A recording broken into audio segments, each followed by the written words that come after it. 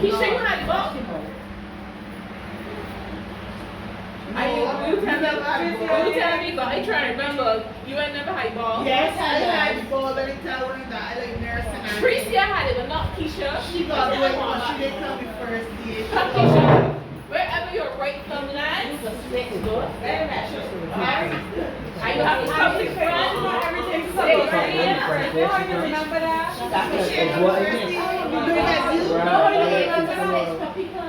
Alright, Keisha, come into the front.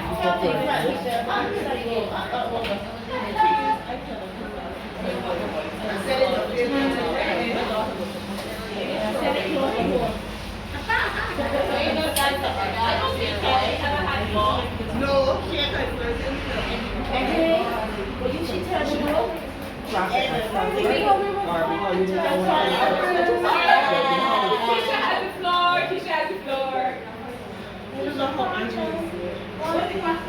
She really didn't know.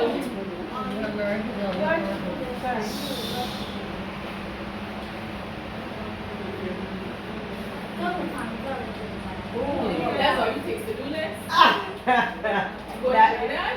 Yeah, I've been heard about it. It's a long time. Where you send it?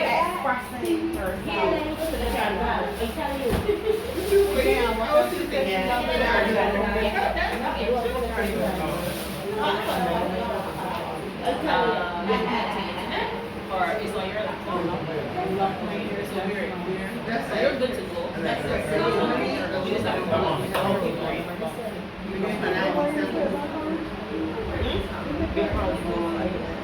What is the funniest job you ever heard of? Oh, what is the funniest thing you've ever? Oh. Yeah. Oh yeah. What is the funniest job you've ever had? Work in a call center.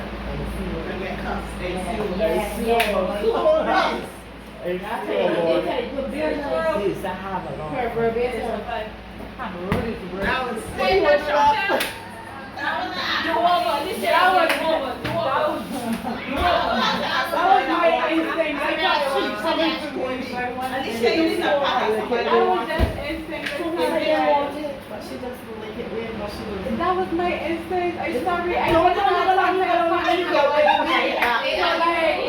So when you finish sending back to Courtney, let you know that we're coming. Right, right though. Hello, you gonna come to the middle? If you could travel back in time, where would you go?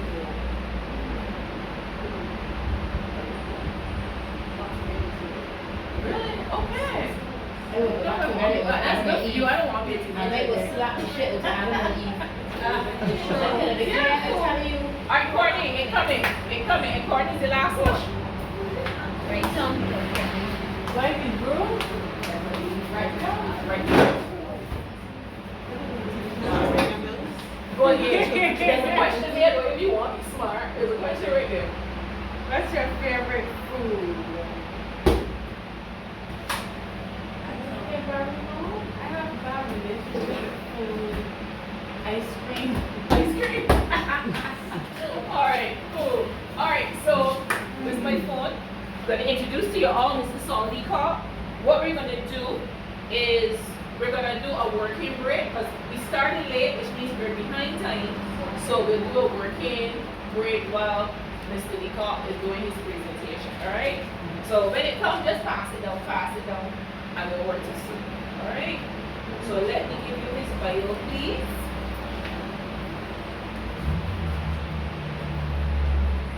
And I thank Mr. Leacock for his patience as well. Because obviously, you know, we would be running late at this time than would have been expected. Okay, so Mr. Saul Leacock, he is a trained teacher of 41 years. He is also a qualified social worker, a former guidance counselor at the Jarwin Jordan Secondary School. He holds a master's in education and psychology. He's a Christian and minister of religion, Truth for the Final Generation Church. He's the Director of Impact Family Counseling Services, resource person of the National Positive Parenting Program, training trainers with the Ministry of Youth, Family, and Sports. He's also a resource person in the Endless Possibilities Youth Mentorship Program, and the National Task Force on Crime Prevention in the Winner's Circle, DARE training and drug counseling and therapy trainer, former president of the Barbados Association of Guidance Counselors, and he is the husband of, it says here, one wife, a woman, Angela, and a father of two respectful and compliant young men, Samuel and Seth, and respectively they are 30 and 8 or 28? 33, 32 now. Okay, so ladies and gentlemen, Mr. Solidar. No, you want somebody to flick it out. Yeah. Listen, because you want it's like split. Yeah, here it goes.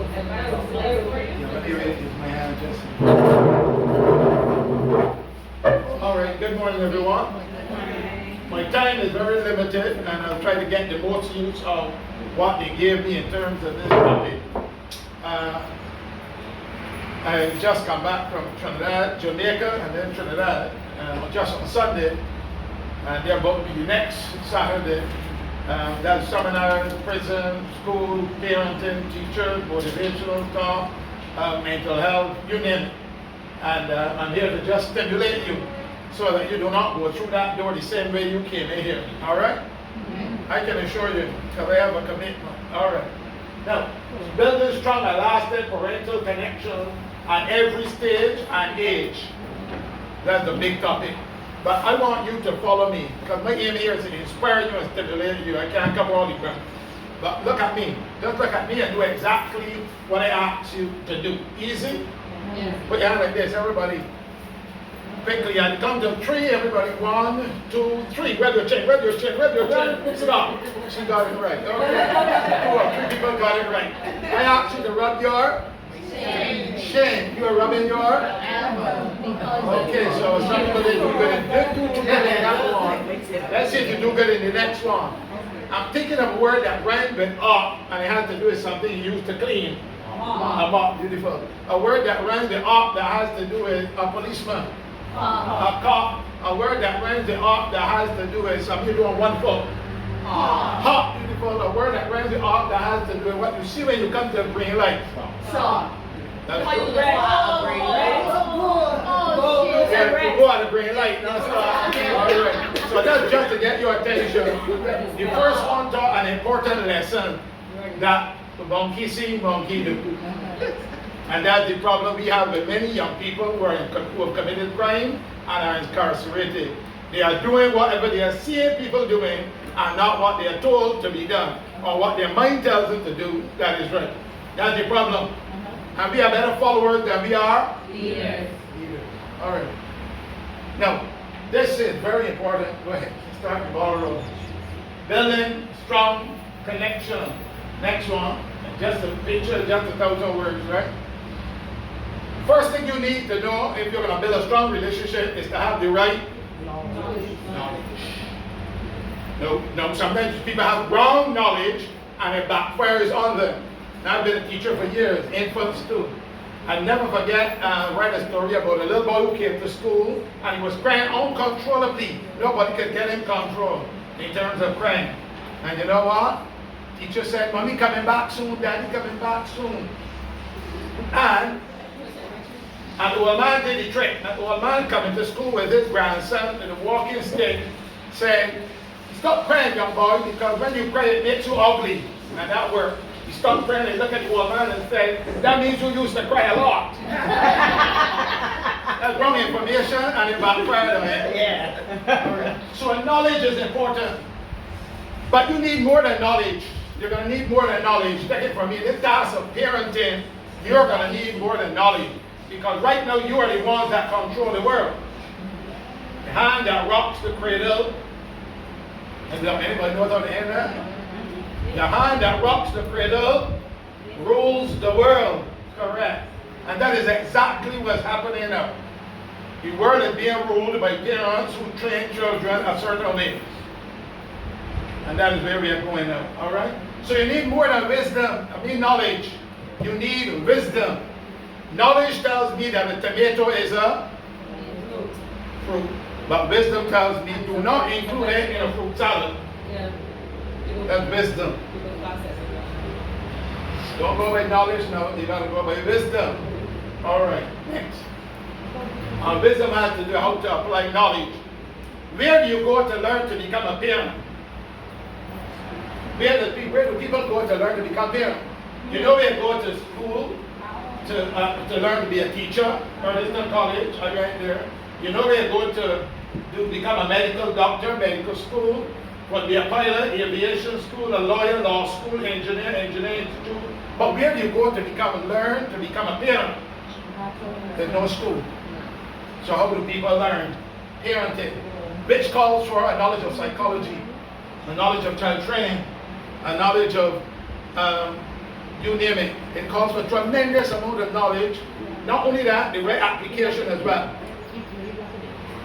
You want to go back? No, you're wrong. Oh, sorry. Next one. Wait, not yet. Not yet? All right. You can email me, I can send you, Yeah. I do this on the island in the Caribbean and wherever I go. We parent the same way that we ourselves were brought up. Isn't that so?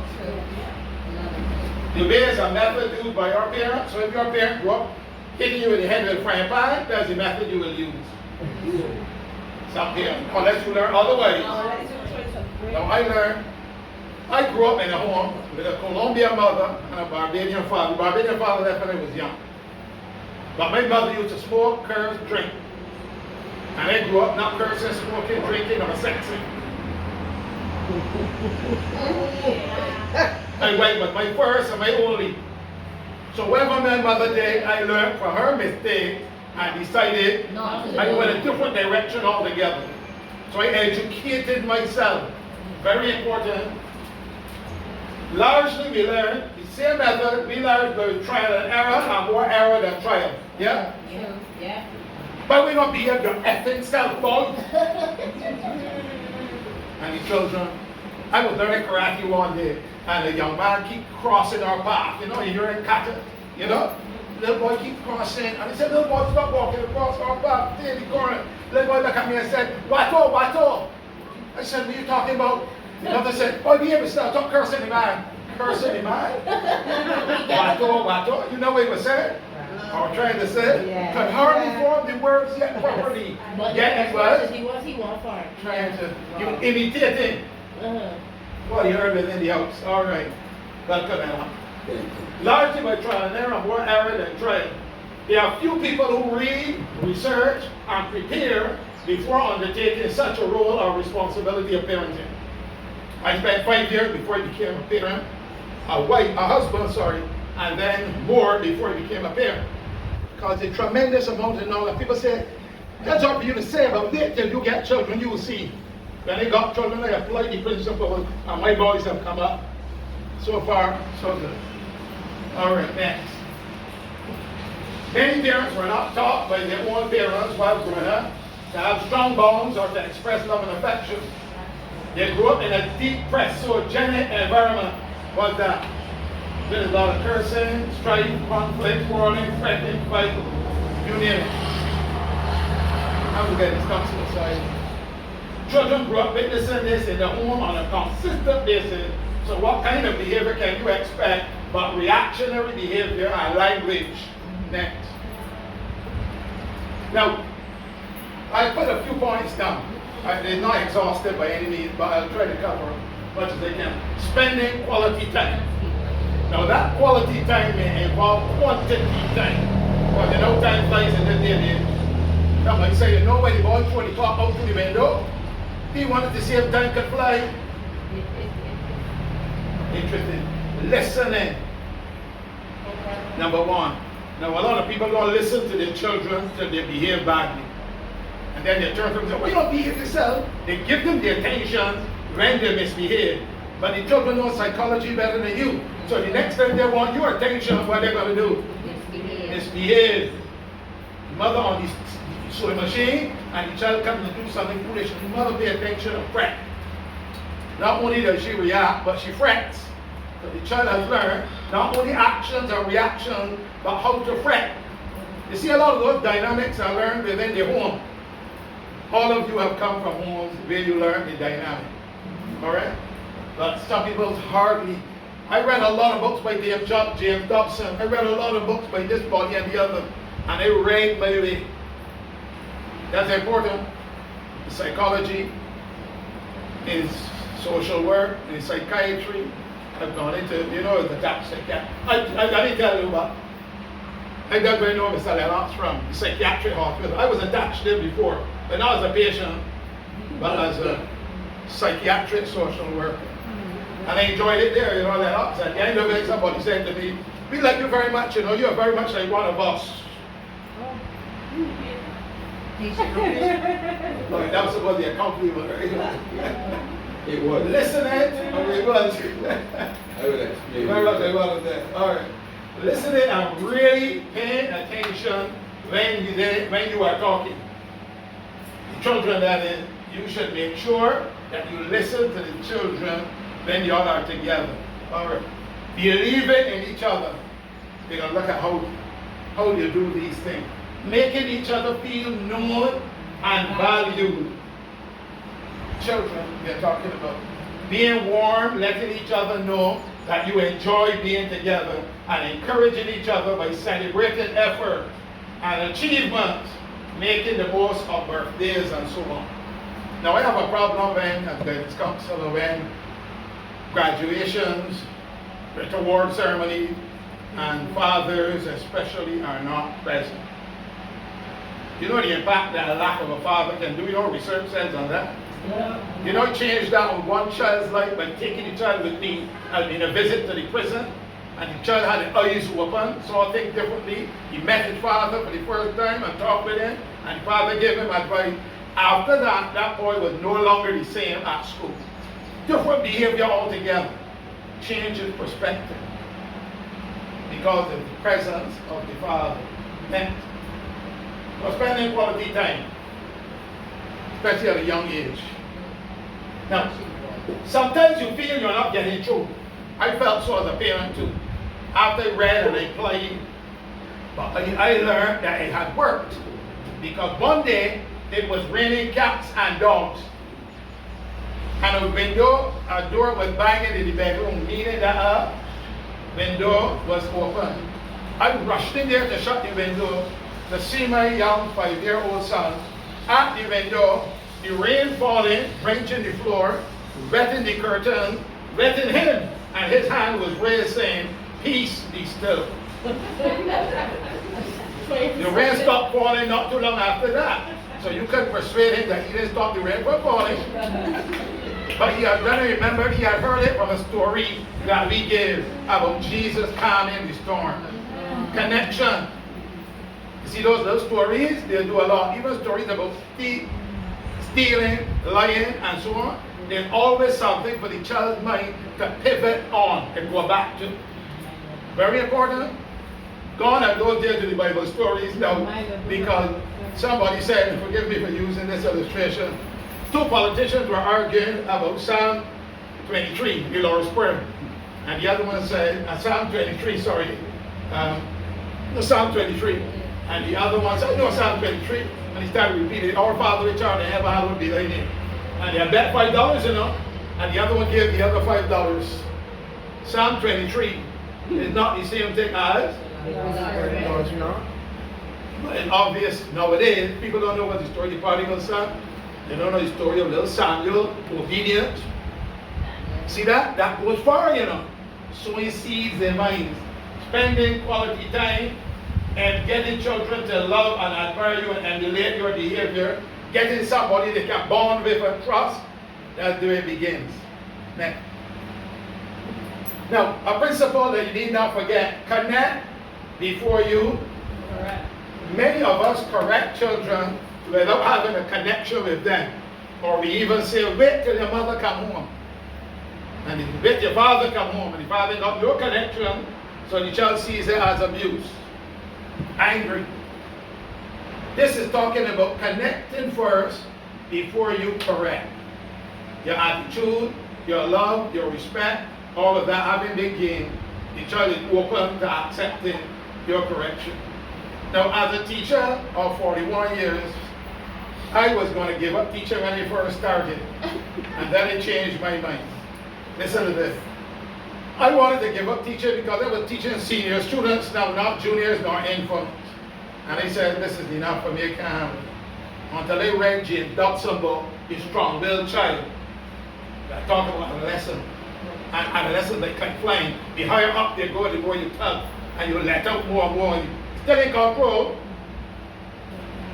And I learned a lesson, and I decided, rather than children giving me trouble, I go in school to give trouble. And I went to school, and you know what I did? Go in the corner and stand up your hands in the air. You kneel down in that corner. You stand up on the bench. That's called inhumane today. But then I saw the principal down in across the other building used to punish them with a bamboo and hit hard too. Used to hear echo across the other side. And I said, the next time you give me trouble, class, this is what I'm going to do. You're going to have a choice. Either go to Mr. Marshall, that will involve bringing your parent down and you can hear the licks coming down, or I deal with you. Whatever I give you, you got to take. And I had a little bamboo named Felix. Felix. And I said, somebody gave me trouble. I said, who do you want to deal with you? Mr. Marshall or me? Say, you, sir. I said, well, come over here, bend over there, and tell me what you hear in the atmosphere. Wax, wax. And the message was carried. You know those children laugh, even when they leave school. One is the head of the legal aid now, one is a lawyer, next to this thing and the other. And they always remember. And they had the highest respect because we made fun out of it. Even though it was punishment, you didn't hate me because of it. So I will never forget you, you know. Come over here and bend over there. Tell me what you hear in the atmosphere. All right. If you're going to connect with your children, you have to know how to make emotional deposits. What do I mean by emotional deposit? Carry them out to their favorite places. Give them gifts occasionally. Let them know you love them and appreciate them. Show appreciation for whatever they accomplish. You are building or establishing, you are making emotional connection with those children. If you have a good emotional deposits in your boss emotional account and you ask for 2 days home, your boss may tell you, man, take the whole week. But if you don't have good connections with your boss and you ask for weeks, I can only give you 2 days. But you see what this can do? These emotional deposits help you to like the person even if you don't feel like loving them. All right, next. Bonding. Female love, wanted, accepted, and appreciated. When children are not met those needs, they become neurotic. I know what I'm talking about there. Next. So laugh together. That's how we grow up. Laughing together. Sharing jokes. How many families get together and sit down and crack jokes? Any families do that? Is that important? Some children have probably never saw parents smile yet. Be yourself to your child or teenager. Give your undivided attention during recreational and crisis moment. Love, hugs. Now, a lot of children don't leave home with the word, I love you, darling. They don't leave home with that, huh? Hugs, laughter, and discipline. We understand discipline to mean beating and abusing. Not that at all. Those are discipline. Those are key ingredients in developing and maintaining a healthy relationship with your children or even your adolescent. Now, the adolescence is the stage that many people have challenge with. And the adolescents can outsmart you, they can manipulate you. There are certain characteristics of adolescence that parents don't even know. And when they reach that stage and you don't know how to deal with it, they fire you. Adolescent. You need to read up about adolescents and how to deal with them. Very important. Otherwise, your adolescent is not going to respect you, nor admire, nor obey you. adolescent, the period of adult less sex. You know what we call it? Adult. They have adult bodies and they do things of adult, but they don't have the sense of an adult. You gonna know the deal with that? All right. Play together. Playing together. Listen and empathize. Let me try to see it from their point of view. Set boundaries. I can blow up a little on that one. Respect choices. And it depends on the age group. And if your child wants to run across the road, say, put your hand to run across the road, you can't say respect the choice. You have to free them. Can't do that. You have to know where to curb. And then your relationship you gotta have with your parent cannot be a father-uncle relationship or anything of that, or a mother and sister relationship. If it's a girl, it has to be father-son relationship. He has to know his limits, how far to go. You only have to eyeball him, and he will straighten up. You don't have to beat up him, and that is what I call remote obedience, remote obedience, all right? Remote control obedience. So when you send the child to school, your expectations are in the head of the child. So if you barely look at the child too hard, the child knows to try up, straighten up, and fly right. All right. Talk about difficult topics. The child ought to have an opinion about everything. And when you think about homosexuality, when you think about relationship, sex with girls, when you think about boys, get the opinion. When you think about this particular politician, you should have an opinion too. You should be educating your child that your child can form his own opinion. When you think about the girls and boys when they get in ZR van on evening, I can tell you a long story about what they told me. All right? That's a long story. Cook and share meals together. May not taste the best, but they put in the ingredient and you taste it and then you adjust it to suit. But they are feeling valuable. Their feelings are validated. They feel like they are a worthwhile member of the family. A little thing, that's all it takes. Next. Father's looking on, and while he is putting ear in the tire, he is connecting with the son. You know the Bible says that you shall teach them diligently on your children when you walk, by the way when you sit down, when you lie down. They call it incidental learning. Incidental learning. All right, next one. Eye-to-eye connection. Next one. Keep your word or promises. Say what you mean what you say, and follow through with what you say you meant. Now most people don't keep them. This is the last time, I tell you this is the last time. If you have to say that, you've already lost the battle.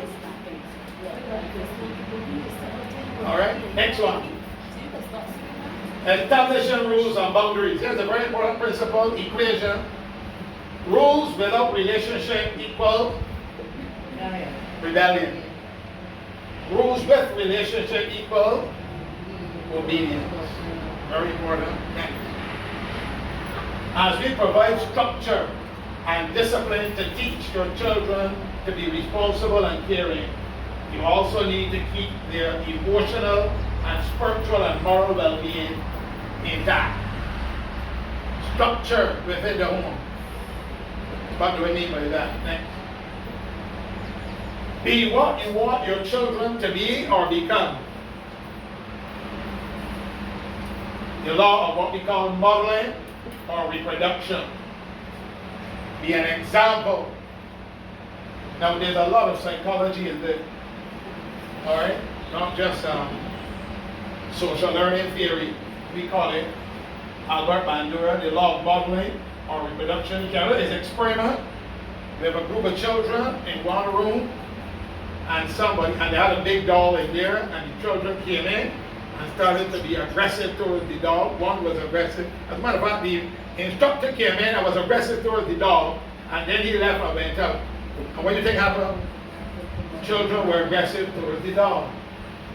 The instructor went in the next room with a group of children, and he was kind and gentle and loving and talking nicely to the dog. And when he left, what happened? The children behaved the same way to the dog. The law of modeling or reproduction.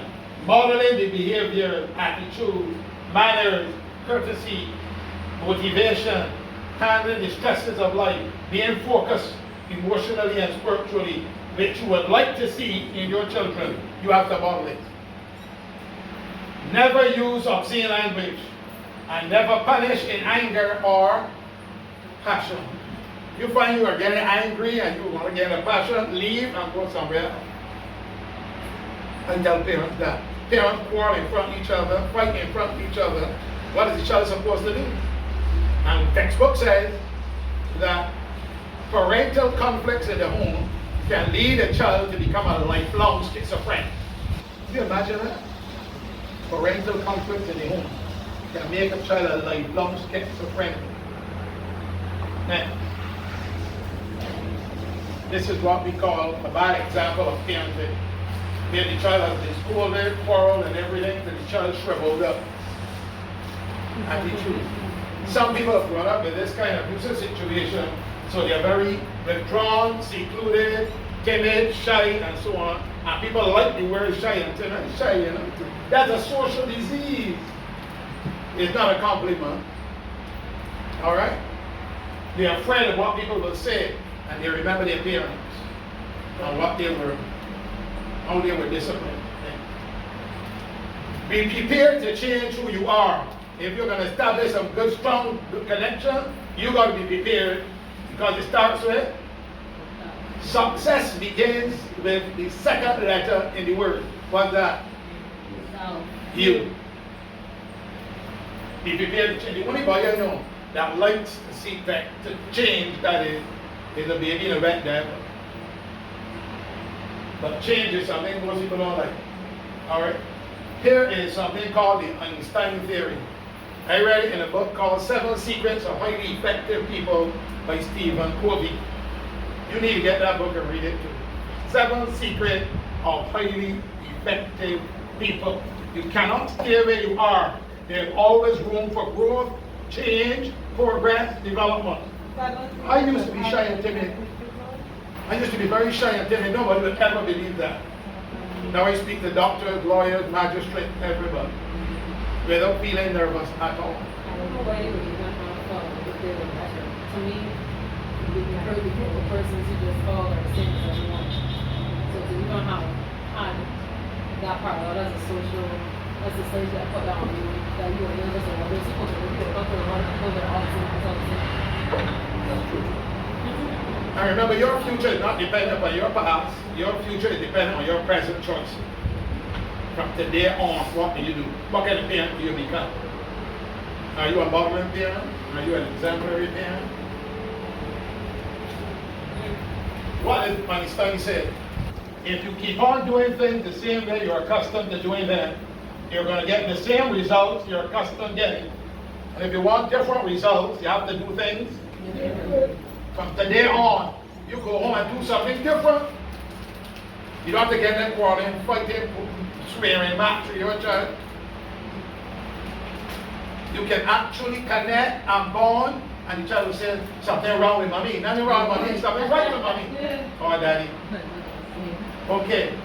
Different results, you do things different. You know, I have an illustration they normally use to bring up that point. A mother was trying to feed her child some bad tasting medication. And all she did, to put the spoon in the mouth, turn the head, knock away the spoon, spit it back up, and the mother was becoming more and more frustrated, boiling point. The grandmother looking on and said, leave him for me, sweetheart, I'll give him medication.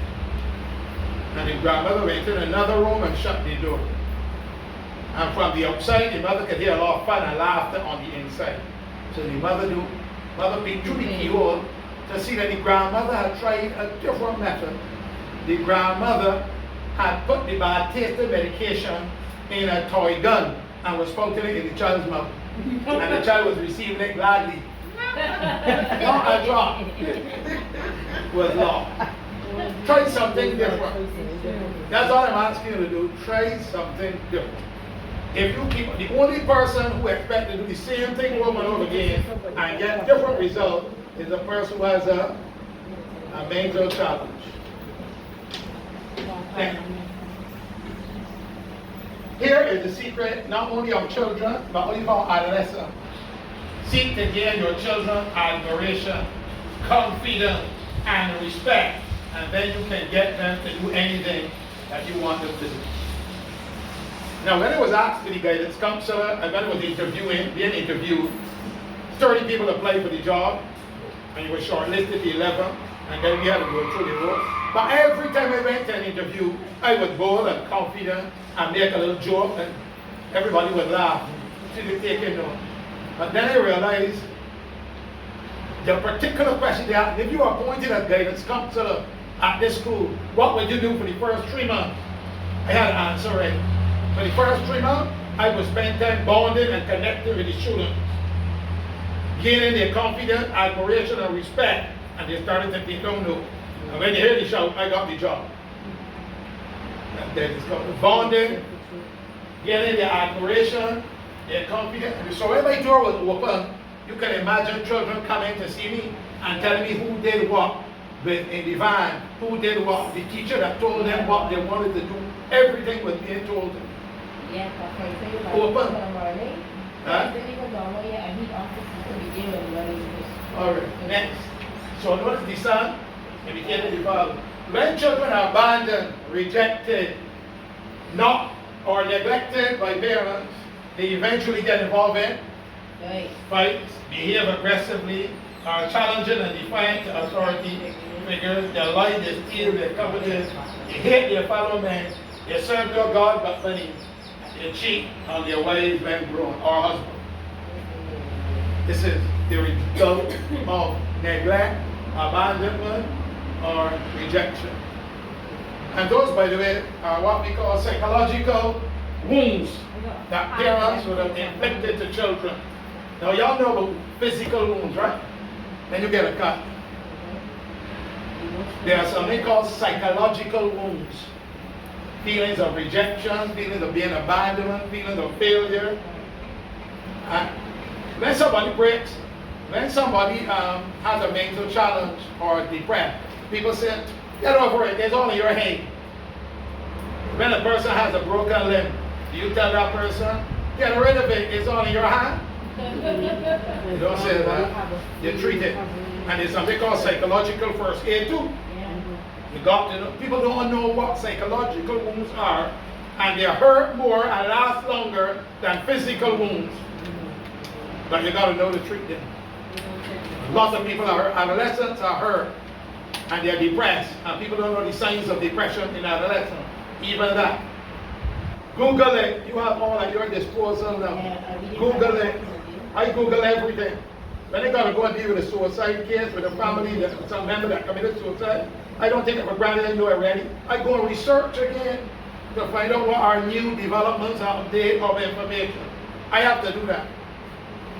When I get cases referred from the court, the chief magistrate to me, I got to deal with it thoroughly. I need to know the background. I interview first, and then I do my research. So that when I go in and I make my impact, they say, I like what I heard. How much we got for you? 3 hours? That's X amount. Check or whatever. I like what I got. I'm satisfied. They even pay it. Somebody said, I got no money. I said, no problem. Don't worry about money. Just come. By the time I'm finished, they'll find all the money. They like what they got. All right? If that's how you sell a product, you know. People, I used to make soy ice cream. And I didn't have to advertise it. People like the soy ice cream, all types of flavors, soy. And it would sell itself. I had pastors, Rastafarian, teachers, everybody coming by me to buy soy ice cream. All right. Next. No, that was just 33rd party. Laugh together. I read that before. Read that again. Oh, it's going back. Be genuine. A very important point. Be genuine. Be honest. See that there? That black in the lot. The little boy came in the house in Barbados and told his mommy and daddy, Mommy and Daddy, you know what I saw just now? I saw a lion. Mommy and Daddy were Christian and said, you telling lies, John. There are no lions in Barbados. So go up there and tell Jesus sorry. He said, okay. Then he came back down and Daddy said, did you tell Jesus sorry? He said, yes, Daddy. Well, what Jesus told you. He said, Jesus said when he first saw the dog, he thought it was a lion too. Which was another lie. And we are not talking that kind of lie. Pathology of lying, people has a poor memory attached to it. And by the way, you can tell when people are telling lies. Y'all know that? Or there are certain cues the police use. I used to train with the police too, how to spot liars. Alright, again, but open communication lines, open communication lines for dialogue and show concern about their welfare. How are you getting through at school? You have enough money? Anybody ever bully you? Anybody carry your money? Anybody trouble you or touch you or familiar part? Ask questions. And the children will learn that if they do get punished for anything, they're not getting punished for telling the truth. A lot of children mix up wires. They tell me who do this, and they get beat for it. So they learn, if I tell the truth, I'm going to get punished. So they don't tell the truth, they get away. And that is not the message you want to give to children. Next. Connected mother-daughter relationship. And there are a lot of issues that girls are parented different to boys. I bet you didn't know that. Did you know that there are several differences between men and women? One is to give a presentation on that. One is critical differences between men and women. How they understand, how they express themselves, how they resolve issues, you name it. There are tremendous differences.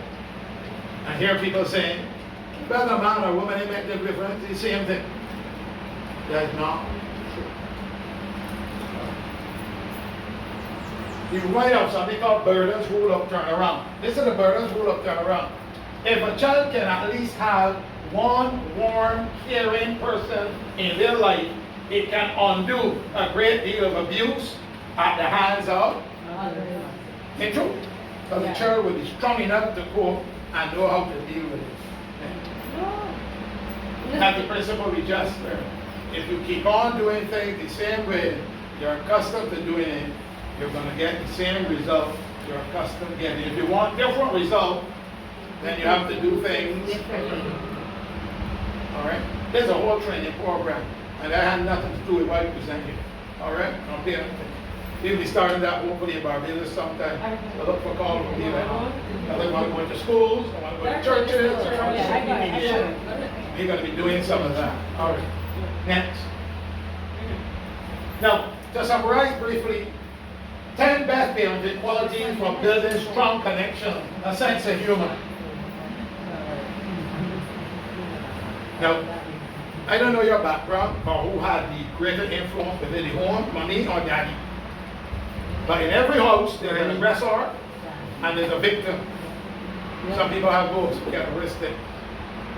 But we had a case where a woman, either a marriage or family life issue, a woman was beating the husband and he ran under the bed. And from under the bed, the wife said to the husband, come out! And under the bed, the husband said, I'm the head of this house. And he said, I'm not coming out, I'm not coming out. All the time he recognized his head. Hey, but he under the bed. Yeah. He was just a figurehead. And I can tell you relationships, I went to where people were serious in terms of fighting blows here to get it resolved. And they complied, I don't know, because they had to go back to the court, the magistrate, but they complied.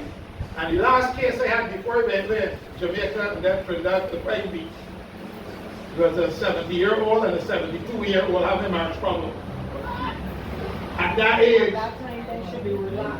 he would get back to because she's saying something. So I had to be able to get them all the way down. And then, before I leave, to bring closure, hold hands, and pray.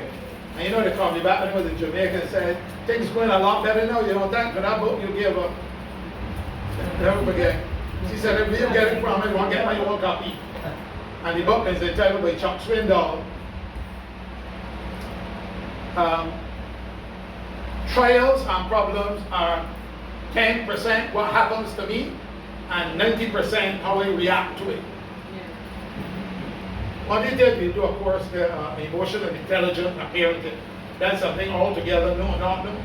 Because the intelligence, emotional intelligence of most people is very, very poor. Emotional intelligence. A good modeling and example in terms of influence, empowerment, flexibility. Your rules are flexible based on the age level and what the challenge is. Attunement, that being attentive and listening. Structure, activity within the home. The children can't be saying that they're bored. Structure within the home. Find something for them to do. Limits and boundaries. Altruism. Children must be able to see your genuineness and honesty shining through. Openness and sincerity. Spiritual and moral guidance. Well balanced, going to carry come back to that just going to finish it off. Academic support and motivation. In other words, you encourage them if they don't understand the concept in terms of homework. Homework is given for a child who has been taught the work. They go home and practice it. You understand what I just said? But sometimes homework is given, the child doesn't understand what to do. And the parent beat the child for not learning or not doing the homework. And the parent ends up doing the homework for the child. You know what I say as a teacher? I put a note at the back. Homework is for your child. If you need your own homework, please let me know. Homework is to come with good handwriting and everything like that. Healthy eating habits. Academic support and motivation. Healthy. Did you know that this can affect your behavior? Yeah. No. So it's not what you're eating. It may not be what's eating you. It may be what you are eating. A study of psychodietetics shows that deficiencies in vitamin B1, B2, B3, B6, B12 can affect concentration, can lead to paranoia, can lead to schizophrenia, can lead to mental disorder. An excellent book written by two of the leading psychiatrists, dietitians, in America. And they give examples of experiments that were conducted. For example, a spider was fed much sugar compared to another that wasn't fed sugar.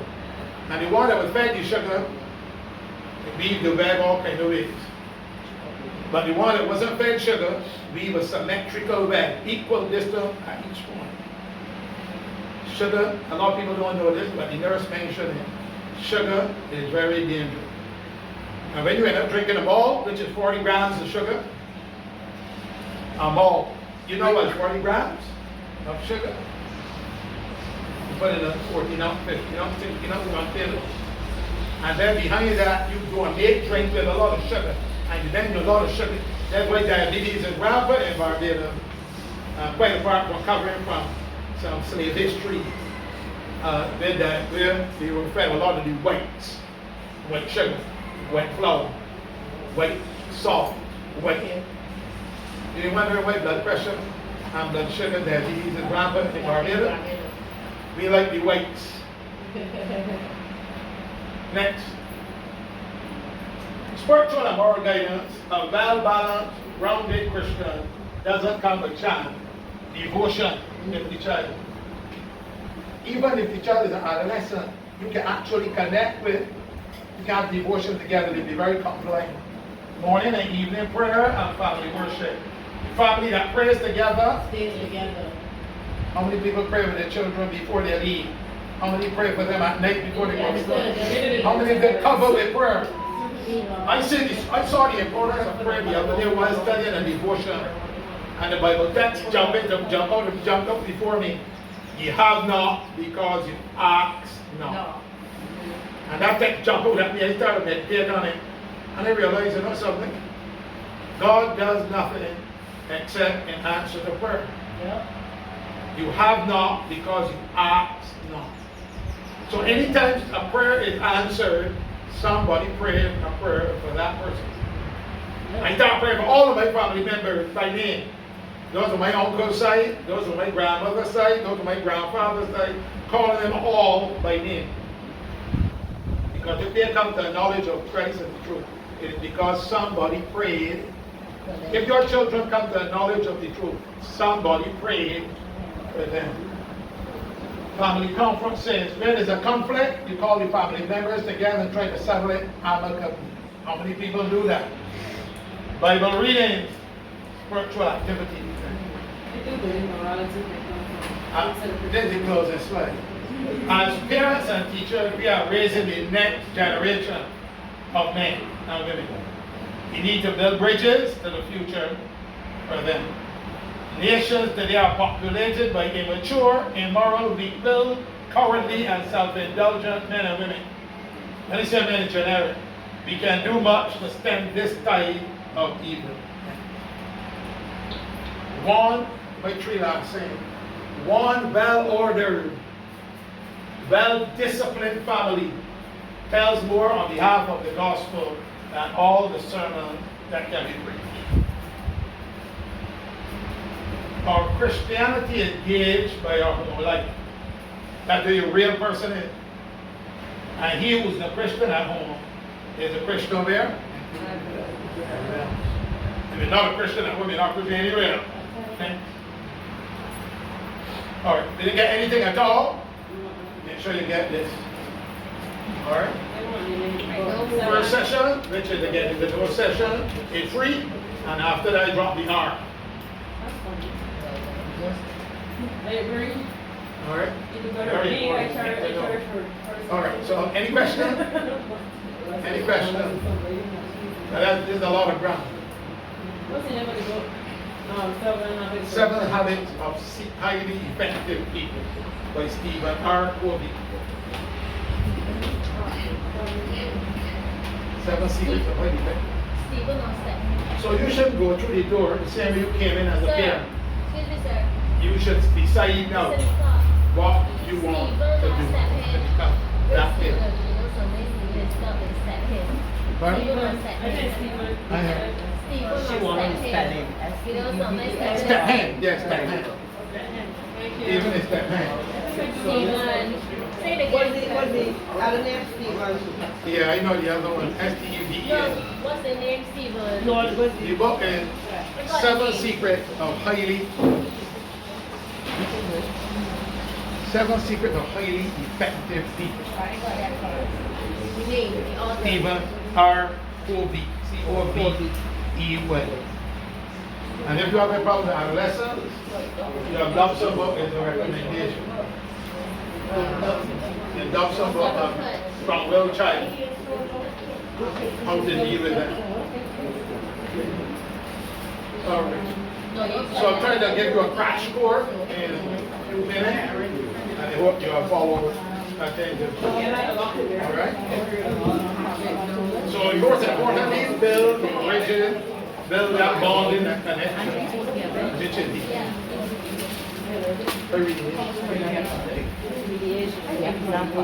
we do mediation. Yeah, training, conflict mediation. I want to know you saying something about Okay, I can put you on the person who does training.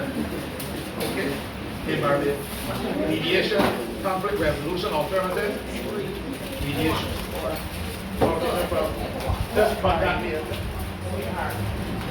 Did y'all enjoy that? All right. Listen a little bit more. Excellent. All right. So, All right, thank you. okay, we should come in here and want to thank for I like you. I believe I do teach my daughter for careers, and I also did teach her a lot. But I do know that there are a lot of people that aren't because they think you can still have this information with people. It's a really But yeah, you can have a child that's compliant, so that's somebody had a obedient or respectful. Right, so they have a religion or atheist. One deal with the temporary life. The next deal with life.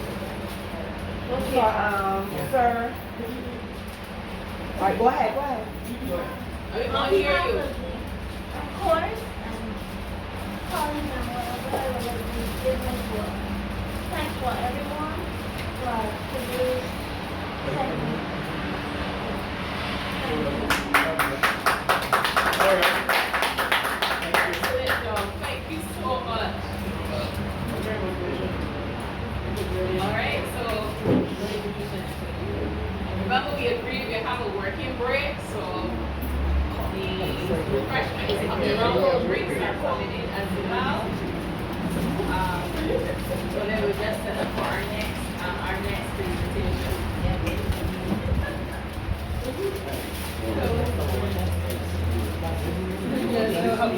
Yes, of course, no problem, sir. Yes. What's your name? Anybody want to request today? Everybody gonna play it, right?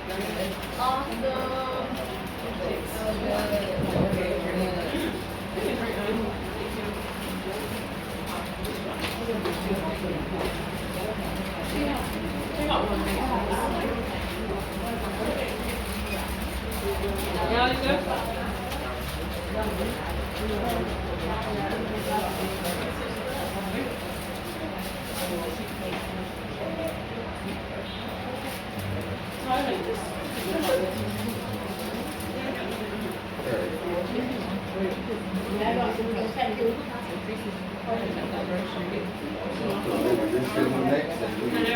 This is next and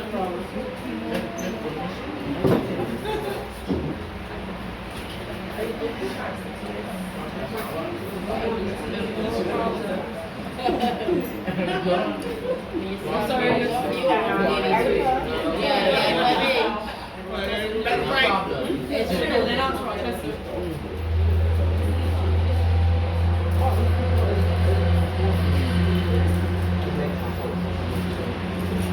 You already have your industry, so you're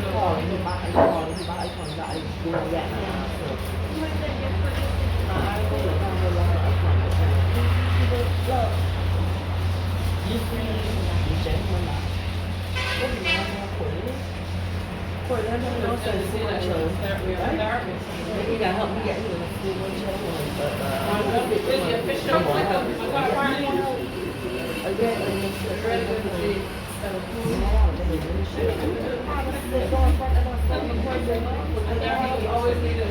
I mean, like, people that sit out a while, children, but they really do that. They are not good.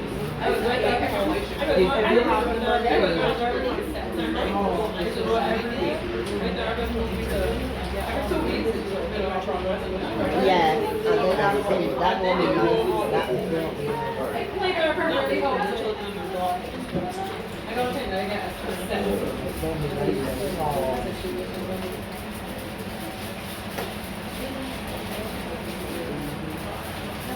the biggest important thing, or the biggest thing, so we got that was, that is, 10% basically of, everything's a situation, 90% is your reality.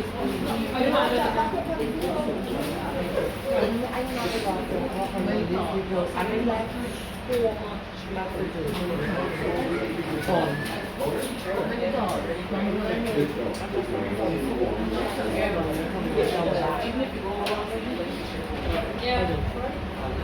But I think if you do a lot of research on where to go through therapy, I recommend it paying somebody in therapy like that. But she couldn't write down, right? So just let her know that she has she said I already changed from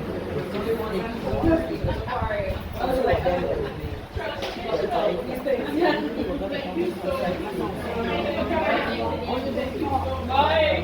That was great.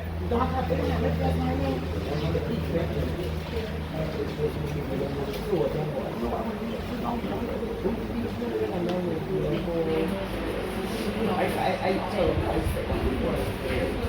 said, not what I want.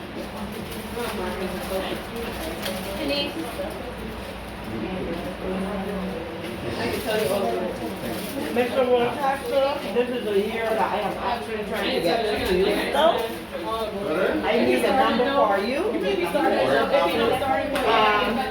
I had missed the appointment because I was sick and don't care how I try, I can't get back this appointment. I don't even get no live person when I call. we will speak at the end. Thank you.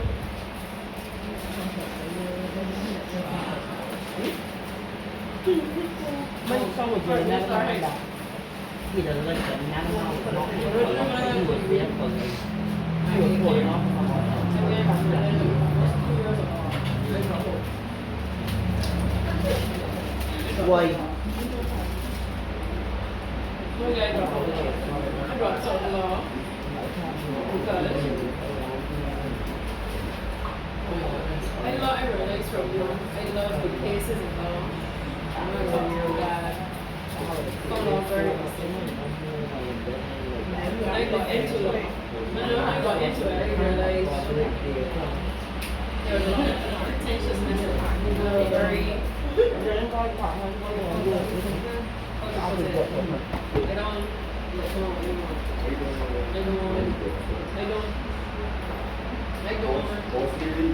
Whenever you're ready, sir. It's working break. I'll go, sir. I thought you were going to take it a minute. I didn't know we Go on wasted in, go on time. some water. I good for now, Go alright? ahead. You good? Let me Yeah. open.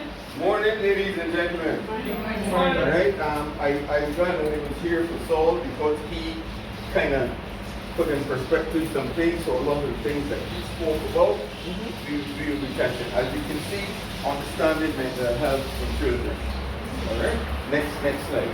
So, hopefully this is what we're going to do. What's meant by the term mental health, don't all rush to answer that yet, you get current, right?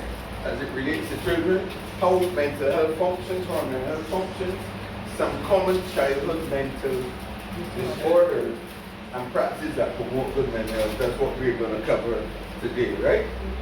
Before we go any further, I know for the time you hear the word mental, everybody's heads start going in all different directions and all sorts.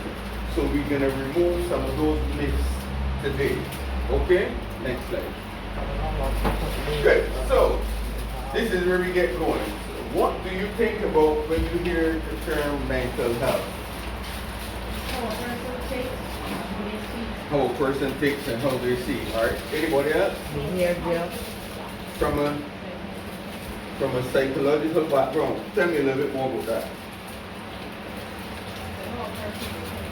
How a person. So when you hear the term mental health, what do you think about?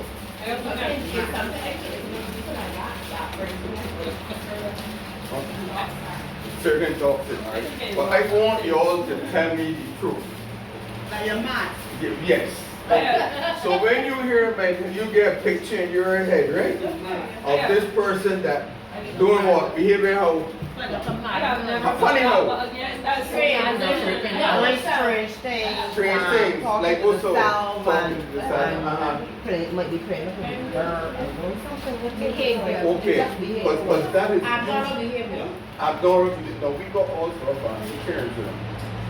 But if we really honest with ourselves when we hear mental health, we think of madness and people getting on in there. You are socialized differently. So tell me what you think about when you hear mental health.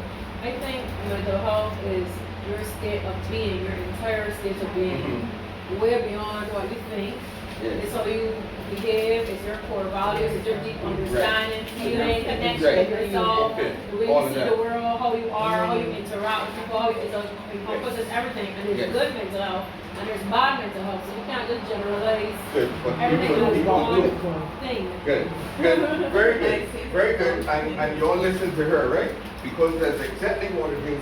But since COVID, the perceptions about mental health has changed. They're different. Because prior to that, people used to think very, very differently, and that created a problem. There are all these pictures, and many people will tell me images they had that I've never seen in all 47 years. Well, in Barbados, that is. Because people present differently in Barbados than they do other places. They do.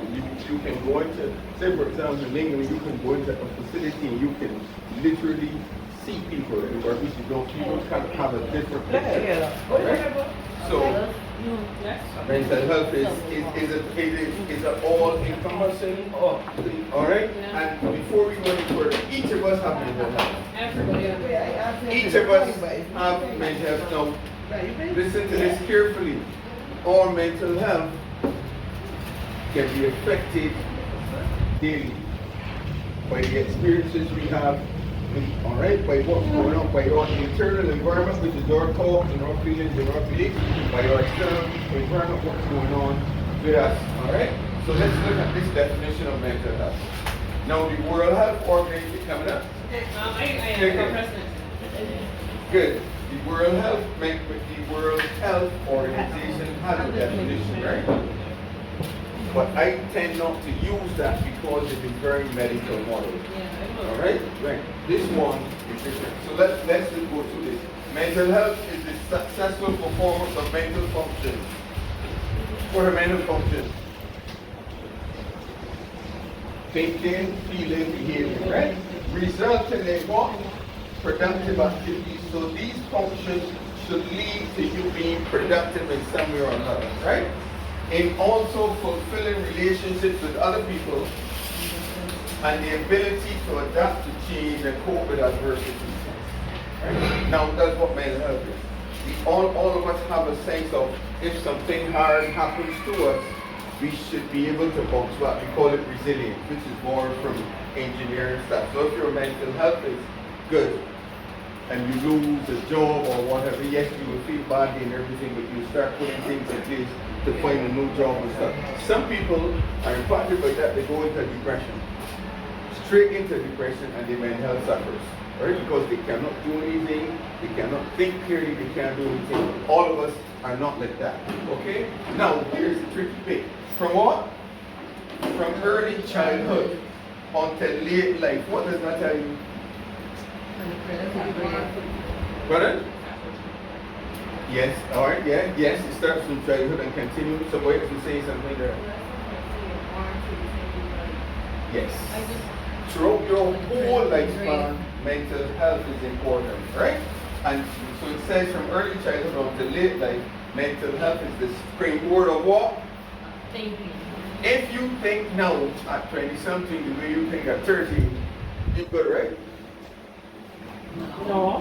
Where you say don't say something wrong. You understand? Your thinking should change according to your level of experience and everything else. Good. Your communication skills. You should be able to articulate and express yourself. You don't have to talk to the phone great, like some people we know, but as long as you get your needs over and stuff. Alright? Some of us don't all speak well and we don't speak proper English, but the thing of communication is a message and you receive the message. Good. Right? Good. Learning. All people learn things. It depends on the individual. Now, throughout life, we can learn. We have the capacity for learning. Right, boss? Let me congratulate you. It's good to see a man parent around. If I had an award, I would give you because we sometimes tend not to be around. We sacrifice money for time, and that is a problem with parents. Alright? Good job. Alright? So, learning. Throughout our lifespan, we can learn. Sometimes we tell ourselves, my head ain't good enough for that. I can't take it that next, and we limit ourselves. We say that this is it's also a Harvard. We can learn it. We see that our attitudes and There you go. What do you got some arguments? I'm gonna have to appoint you as my assistant facilitator. Anyway, that's right. Great. Emotional growth. What is emotional growth? The way you handle things that impact the way you feel. Okay? Now, I don't know if you know the heart and the mind and the brain are connected. What a lot of people don't know is that there are 40,000 neurons in the heart. There are about 8 billion in the brain. The heart and the brain continue communication. The heart, the actual heart, serves as the integrity, the conscience thing. You understand? So when the Bible talks about and a man's heart, it's in a man's heart, so it's in there, right? So there's a constant. Yes, right. Something happens. Yeah. Cherry, but you're wrong. You know what happens sometimes? Mr. Murphy. You know what? Who is Mr. Murphy, right? Anything that can go wrong with it. Mr. Murphy comes and then It's on. This turn on? Yeah. Alright. Alright. Maybe around time. it does not, so sometimes yeah, so. Alright. Pardon? All right. What I do? I'm a Let market me see, let me consultant. see. What I did? Oh, no, me? So resilience is important. That's what I do. All right, so That's what I do. all who want to take a little walk and a little move around now, you can do that. That's what we do. Because you've been sitting for a while, so move around.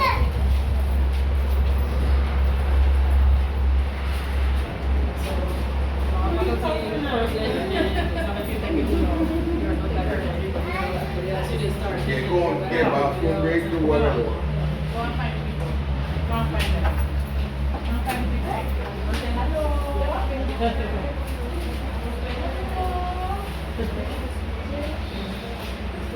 Long walk. You know what you do long walk.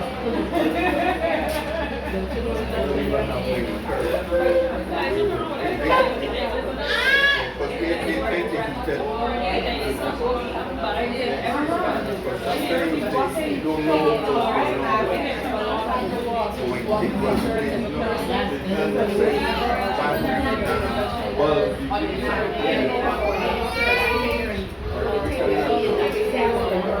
Important job to represent.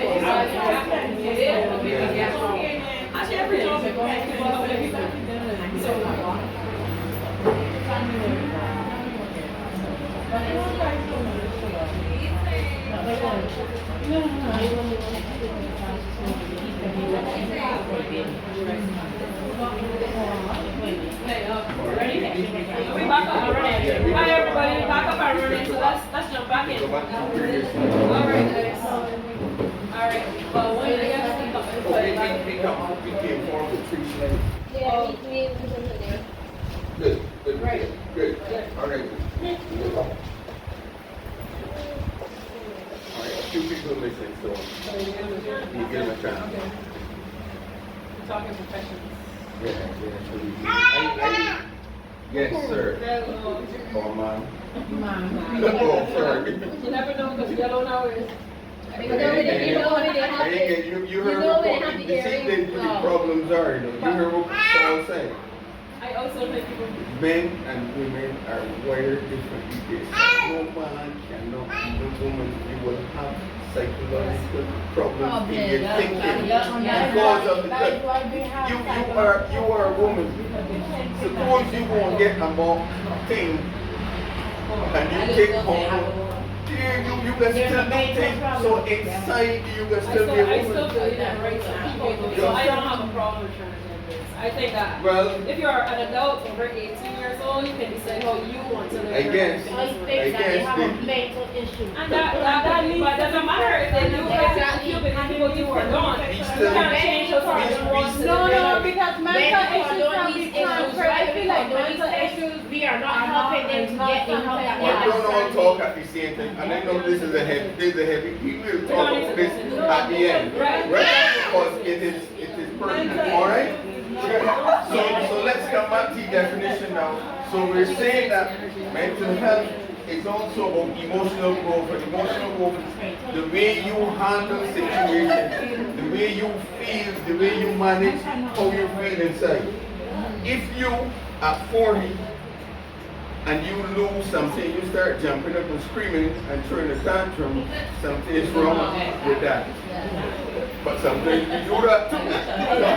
So we have to look at that for something. I saw a professional person that do a Rapunzel already in an office, and I was saying, Lord, only floor back down. Watch her.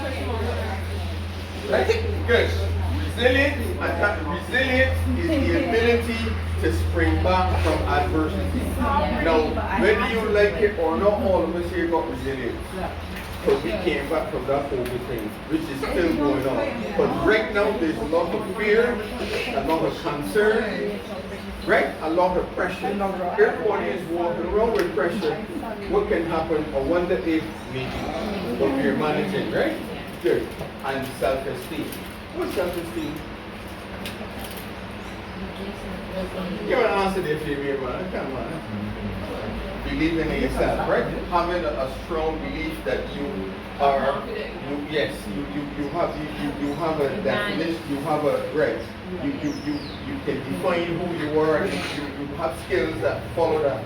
Now, truth is, sometimes our self-esteem, our self-worth, really, because we can't esteem ourselves, our self-worth can be a little low because of certain things. You have to bring that up. And it can be low, and then it fluctuates and stuff, but the important thing is not that it's down the basement all the time, that is up. Right? Good. So mental health is the successful performance of mental functions, resulting in productive activities, fulfilling relationships with other people, and the ability to adapt to change and cope with adversity. Changing easy, you know. You know where you're changing from, but you know you're changing to. Anyway, good. And cope. From early childhood until late life, mental health is the springboard of thinking, communication skills, learning, emotional growth, feelings, and self-esteem. And these are all the functions of mind. Right? Good. In simpler terms, it says mental health can be considered as a level or balance of a person's emotional, psychological, and social well-being. And that comes off the World Health Organization, right? Which is a more medical model. This is more social and functional. Next slide. Good. So, understanding the mental health definition. Being mentally healthy during childhood means what? Reaching developmental and emotional milestones. At around 3 months, a child starts to smile. Although it's happening a little earlier now. Because things, even you realize that things are speeding up. Okay, we know you want to be a technician, but not yet. Take your time. Alright?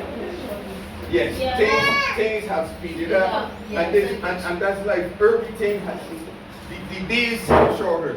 Yes, for sure. But they're still 24 hours. But the Bible says in the latter days with the earth. So, right? Good. So, developmental and emotional milestones are important. Alright? And if you notice that your child, it doesn't mean that because your child have not reached the milestones that they will not be functional.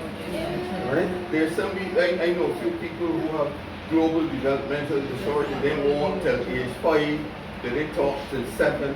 They're functioning, they may not be functioning at the same level as others, but they're functioning, and you have to be sensitive to those things, right? Here you go, like even in here, some of us will catch something just like that. Others of us, he just say, well, understand me, he say, and in trying to do that, you miss 2 or 3 things, so if you don't understand, then tell me. Yes. Alright? Don't be ashamed to say, sir, I understand what you say, or tall man, I understand what you say, or whatever, right? Because we're here to learn, right? Good. Now, it also means learning healthy what? Social skills, and learning to cope with their problems. What are social skills? Ability to interact. Say what you mean. All right, wait, hold on.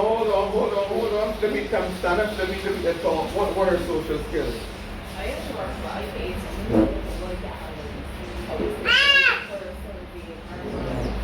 Okay, good. You were saying? Being able to read your room, like yes. And fit in, being able to access how people are interacting with you and stuff. So it's a lot to do with what's spoken language, non-verbal behaviors, and being aware of you don't stand up in the room and rub the belly and pass plates and sit back down, do you? Because it's not socially acceptable, and it's a little, all right. So there's certain things that we don't do. However, if you notice these days, a lot of things that have social skills. So we have to teach our children the respectable things. I noticed saying the girls nowadays I've never seen before. Don't care where they are. It's what? And it's so funny. They're trying to be decent by being indecent because they're showing off. Yeah, it just happens automatically. Now, I don't think they're not already now.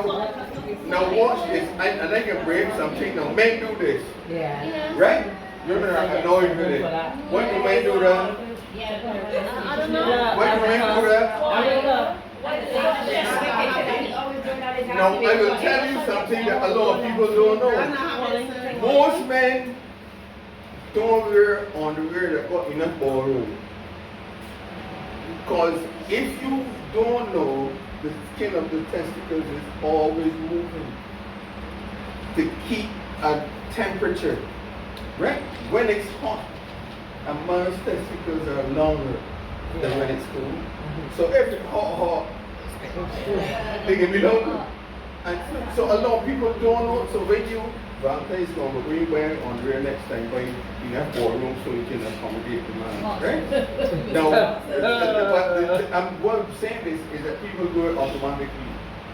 I was in a line during COVID, and this woman was up front, and the woman did. She fine. Yeah, you don't know what she was doing. And some people were like, she was on the decency. Right? It moved, right? It went where it wasn't supposed to go, right? Good. And she pulled it. Was she aware? She just cautious that she won't have There you go. So we do unconscious things without realizing that. You understand? So it's important to understand how things happen socially. But some social behaviors get degraded not because you intend to do it, but because it happens. But they're intentional things that happen too. All right. So you have to teach your children certain things. All right. And don't think that they're old-fashioned. The country was built on stable things, so those things are still pertinent, right? Good. You look like you won't say something. No, that's not gonna say anything. No, it's not. But don't say it. Be sharing. Because guess what? All of us here, we're different ages. We come from different backgrounds. We have been socialized differently, so we have opinions. All right. This is just a general something, right? Some behaviors and some ways that society was trained work for the time. Yes. Some of those behaviors and socializations that were taught still have their relevancy today in the world that we have now, as they were successful and will still be successful now.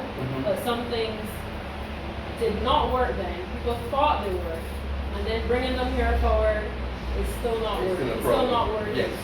So some things. Yes, you were. No, to say something on that, you realize that when school children pass adults, they don't speak. And when somebody says morning or good afternoon, you're like, whoa, you're surprised because it's alright. But that's how we were brought up. But it has gradually, so that's one of the social things that happen. But that too. People. But remember what someone said, children learn from us. You know, children learn. One thing that in my time you learn, don't mind what I know with me and this bro, you speak to me. You understand? That's how, you know, so those were some of the things that we learned, right? Okay. Now, so I'm saying this because you have to understand that children these days are a little bit more learned. They watch everything you do, so you have got to be very clear on what you do and how you do it. Because they will question you and they will put it up in your face and leave you exposed. They're clever. They are clever. They're clever. Alright? Mentally healthy children have a positive quality of life and can function well where? At home, at school, and in their community. So it's a balance. Alright? It's a balance. Although, generally speaking, there's little differences in our behavior in different places, but sometimes there's a general thing, right? Next slide. Good. So components of mental health, 3 components: emotional, psychological, social. So basically that comes up to think, feel, act. How you handle stress, how you relate to others, how you make choices. Those are the components of mental health, right? This looks like our ability to express and understand emotions. Now, that's a big thing. How you feel? I feel no way. That's not an emotion. I just hit. Yes. You know, the reality is we have to learn to identify what we're feeling. You have to learn to express it, right? Well, but before you express it, you have to learn to label it. What is your feeling? Now, it's hardly likely that we're going to have one emotion coming through. You have a number of emotions, but one might be stronger than the other, right? Now, it is interesting, we sometimes do not express certain emotions. Alright? We are easy to say, man, I feel cool, I feel happy, I feel sad, I vex. Well, I feel vulnerable. Yeah. But the thing is, right? The thing is, we believe that feeling vulnerable is a negative emotion. Who's that says it is? Let me look at it. But what it exposes you to what? No, to be, but it don't have to be. It creates a platform for growth.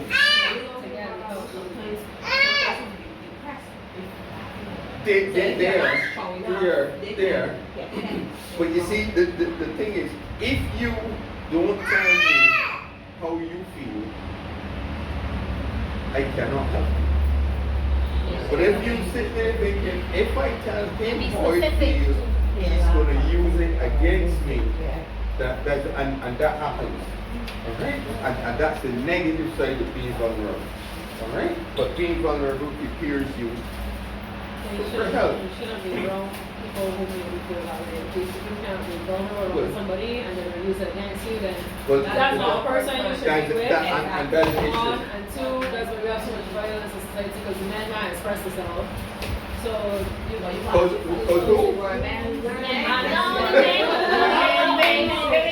I am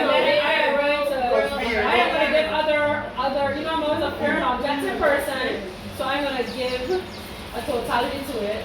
The majority of violent behavior is typically seen in men because they have a harder time by society and the pressure of being vulnerable than women. That's a fact. However, I wasn't saying it's only men, but it is the majority of men that exhibit violent enough behavior to be to a criminal level. However, there are a lot of women as well with psychological issues linked to not being able to express themselves as well. And a lot of other issues. If I say to you that research, especially in Brazil, shows that perpetrators of violence, it happens. But all that's But I just said, I did say it's on a criminal level, and I did also say. So they're criminal and they don't get charged. And I also said that women often get let off easier than men when they do commit crimes. But that's why God let me finish the statement. I'm a very, very fair person. I'm not biased. All right, you were saying something. It's very subtle how you be raised because if you look at it, the older generation, they were not taught how to love. Some of them had parents that they used to show emotion. My grandmother always would tell me like, her mommy and her papi were not want to come and love you, kiss you and stuff. You understand? So sometimes when that happens now, it is hard for them to show that emotion, you know? It starts from there too. And that's a good point because we can't give what you don't have, what you don't know. So sometimes you have to make an effort to develop it. And it comes with certain risks taken and certain challenges to develop it, to give it, you know. Because people, back in the day, people were more focused on providing. That's what they saw, right? And that has created a whole lot of problems, but people behave before they don't understand why, right? Okay, all right, we settle down, keep on. We can have a discussion later on, right? How well we cope with the normal stresses of life. And life has stresses. It's a lot. Every day is something else. I recently returned, and I would not lie to you. It crossed my mind many times. I might go into function on a pension, because the pension is a third of your salary. All right. The thing is, though, a lot of the things that I had to do back then, I don't have to do now. You understand? I don't have. Pardon? You don't have to spend as much time. But that lunch and there's some other things, you understand? But sir, I remember doing retirement seminars years ago, and people expressing these things, and then it came forth. You see, you can't run from something. But we do that. We run from things, you know. And then we butt right up on them when we can't run anymore. We still got to deal with them. It's still Right. Okay? So our ability to function socially. How well do we interact and interrelate with others? You understand? We have our fundamental personalities. Some of us, I am quiet. I am also troublesome. I am. You see, that's what I can be friendly, but I am not an outwardly friendly person up front. I have learned over the years. I prefer to keep quiet, but over the years and doing what I do, it became, you understand? So but something, yeah. So sometimes we have to be aware of our inherent personality, and then the us that we bring to the world and how we bring it. And it's not about being deceptive or anything, but you have to give the world the best. You understand what I'm saying? Alright? The way we think and feel about our bodies and abilities, oops. And believe you me, there's a lot of that around. People don't like the nose. People don't like that they got the bumper, so they gonna get. So I ain't calling them up the body people. You understand? There's a lot of adjustment. I used to watch a picture called Bob, and it used to fascinate me. Where people, oh, I don't feel like I'm the person I was meant to be. You lived that like 40 years old? We see, but I have to understand what they're thinking. People sometimes are not happy with certain things. Like one person said, you act like your height, you taller than I wish you was taller than you.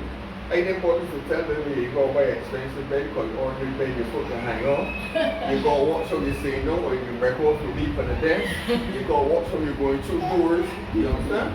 You have to be aware and be aware of where to buy clothes. Yeah. You understand? Because but the good thing now, they have elevated plans. You know, the elevated plans, this is how times have shown. In the past, it caused shooting. Now they're elevated, so it fellas wearing them again this time. Yeah. Right? Back in the day, you used to be sitting over. Yeah, people falling down. That can be also, I think now it's the time. So you see how things change, right? But they remain the same. Everything that's happened now is so how you adjust socially is important. So you have got to be willing to assess you. Alright? Look at you. We don't like doing that. When you look at you, you can find things you don't like. But that don't mean that you're less than a person. Let me ask you a question. Let me ask you a question. If you make a mistake, does that mistake make you? Remember that. Next slide. Good. So how does mental health work? Mental health operates on a balance and continuous shifts back and forth through life. So for example, at this end, this is the good, you're feeling good and everything, but then it can go into things where it gets bad, and that's because of adversity and whatever else, right? So the reality is the internal balance on mental health status is what allows us to achieve our potential. So the key is to try to keep our balance or status at a good level. Things will happen. But it's not what happens to you, but it's how you deal with it. You understand what I'm saying? And that's important. Next slide. Good. Click again. So we have a 4-point thing here on mental well-being, right? So this represents maximum mental well-being. Good mental well-being no diagnosis of mental illness, and is a little alert. She has no diagnosis. She enjoys being sociable and is very productive at school, so she good. Right? She good. All right? Click again. All right? You're still here. You got good mental health despite being diagnosed with a mental illness. You understand what I'm saying? All right? So we got a case study. Shane, he's diagnosed with anxiety, but it does not affect his school life in any major way. What does that tell you? You may have a diagnosis of something, but it does not have to stop you. So some of us get diagnosed with stuff, and we still. I know my cousin won't be sure, but I got diagnosed with cancer 9 years ago. I had surgery and stuff, and I'm still here. You understand? I tell you that it completely gone. But what I say to people, cancer was in my body, it wasn't mine.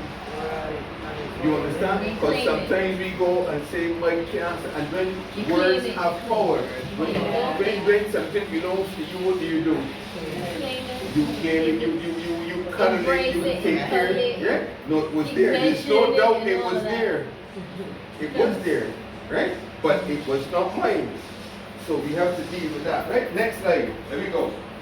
Right. Okay, good. So this is minimal mental health now, right? Poor mental well-being, but no diagnosis of mental illness. You all see what's happening here? You can have good mental well-being despite having it, all right? You can have poor mental well-being, but there's no diagnosis, Kofi. No diagnosis, but inattentive at school, which affects his ability to concentrate and work with others, which also affects his interactive ability. All right? I got that problem there. And I tell you something, all of us could look and find a problem there that we have. But the important thing is that we do something about it. And if you're in a program, and I'm speaking to somebody I know if they're hearing, if you're in a program, you're going to be compliant. You go keep your regular appointment. And I was sick time. I'm talking generally, man. You go keep your regular. I know it's me. I know you're going. No, I ain't picking from you. I don't want you feel. But I just saying. I got that. Yes, you got to keep. But I just happen to glance at you. But you go make sure you maintain your program, whatever that program is. You understand? But sometimes work and things can't push you in problems. It happens. You can't get there. And work might be a problem because if you But take if you time don't off, go work, you it can't get there. there you go. Can't So we have issues. Now at this point, I want to say something, right? There's a guy. What was his name? Mr. Chisholm. Right? Mr. Chisholm, and he was the first Director General of the World Health Organization. Brock Chisholm, and he said, without mental health, there can be no true health. You understand what I mean? Mental health is the foundation of all health. So you have to take care of your mental health. You have to take care of your thoughts, your feelings, and your subsequent actions. You have to. Alright, so let's look here. Poor mental health, right? Diagnosed with poor mental well-being and has a diagnosed mental illness. Samantha, diagnosed with ADHD, often absent from school or frequently in trouble because there are issues managing her behavior as the result from the illness. Okay? So this gives you an idea of how broad mental health is and the fact that you can have a problem, a diagnosed problem, and not show any adverse effects, and you cannot have a problem and show adverse functional effects. So it's important that everybody's mental health status is checked. Alright, good. Great. Mental health continuing. Mental health is not simply the absence of mental disorder. Children who don't have mental disorder might differ in how well they're doing. Simple. Because we all develop at different times. Right? I never passed the Part 2 screening test. You know, right? You're too young.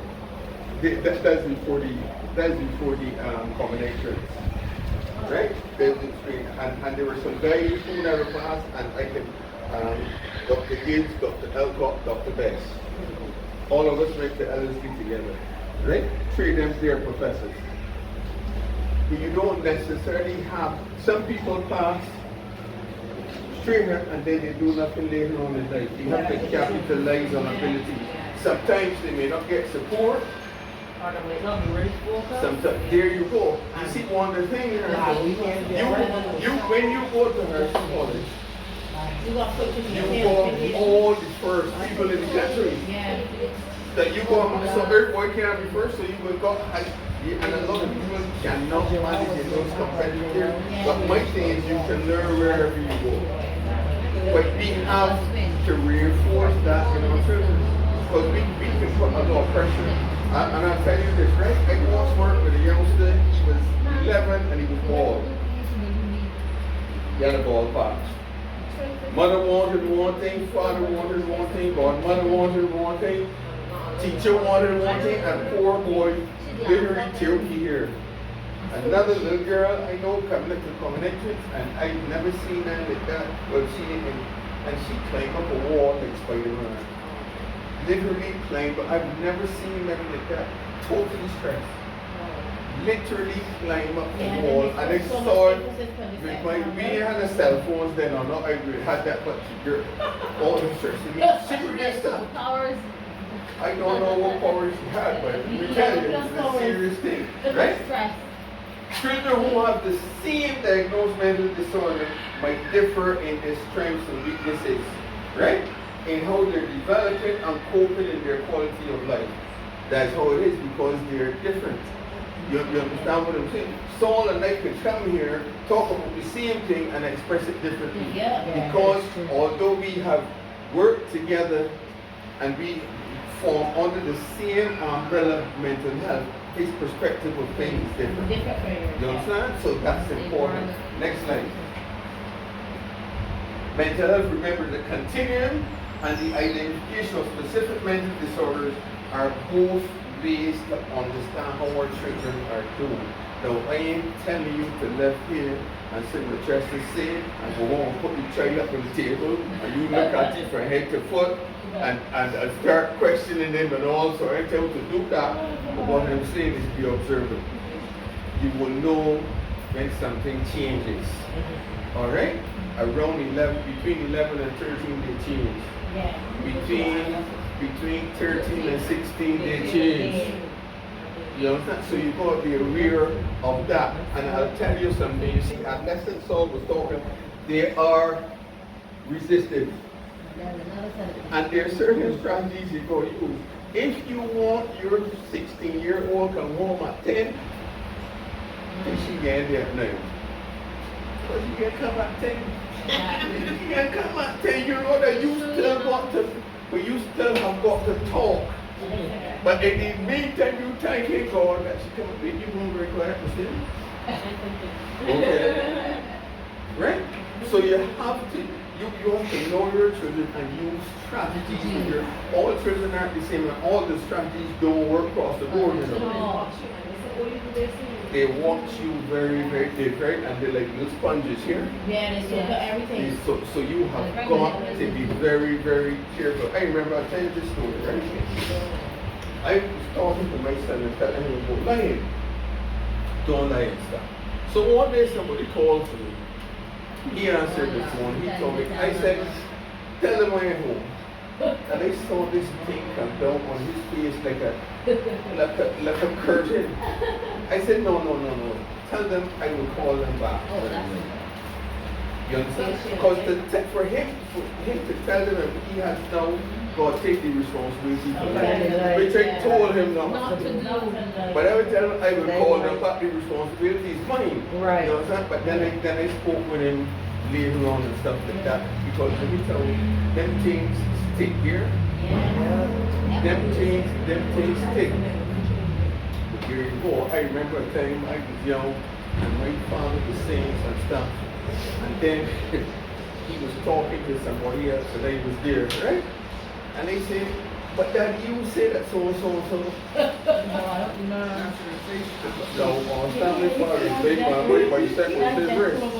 You man, give me a slap. I tell you that I will never ever forget that day as long as I get the man slap me my head. This man, because I should not have been talking about that. No, I ain't say go be hypocritical. That work with him, I had the opportunity to talk to him about that later on too. We talk as men. You understand? That was the opportunity to we talk as men. We talk a lot of things, right? Good. So, I'll talk to you what the BU version of the model is designed to help us understand children and health. That's going to come up, right? It breaks down the categories into behaviors, thoughts, and social relationships. That's the next thing. But I have realized that them slides, that form real small. And I don't know if we can get to it. See if you can zoom it, but I gotta change this, but it's a lot. I can't even see. I can't even see it from here. Right, good. Alright, so we ain't gonna be able, we might not be able to do all, but I will have to take it down, right? So really and truly in flourishing is doing good, right? Flourishing is doing good. So the regular experience more positive than negative emotions. They're flourishing, right? They manage negative emotions in a healthy way, all right? There's well-deserved emotional regulation, so your children doing okay, right? You understand what? So learning, we ain't doing all, right? Learning, they're interested and curious and absorbing learning. That's when they're functioning well, right? They pursue and achieve learning goals, growth mindset. And you know what growth mindset is? Everything is a challenge. They can learn some things, right? All right, we here? I got it. All right, don't worry. Come up a little more. I'm sorry to put you through all this, but I can go and break this down. Right. So, for example, engage in social emotional learning at the appropriate development level, right? That is flourishing. Now, if we go over to low, right? Display emotional stability or range of emotions, right? But they're not as high as at this level, all right? They participate in learning, they're still participating, they're still making efforts, right? Now, they still have friendships and stuff like that to pull over, to moderate it, if you can. Moderate or we going this? Yeah. Right. Get up.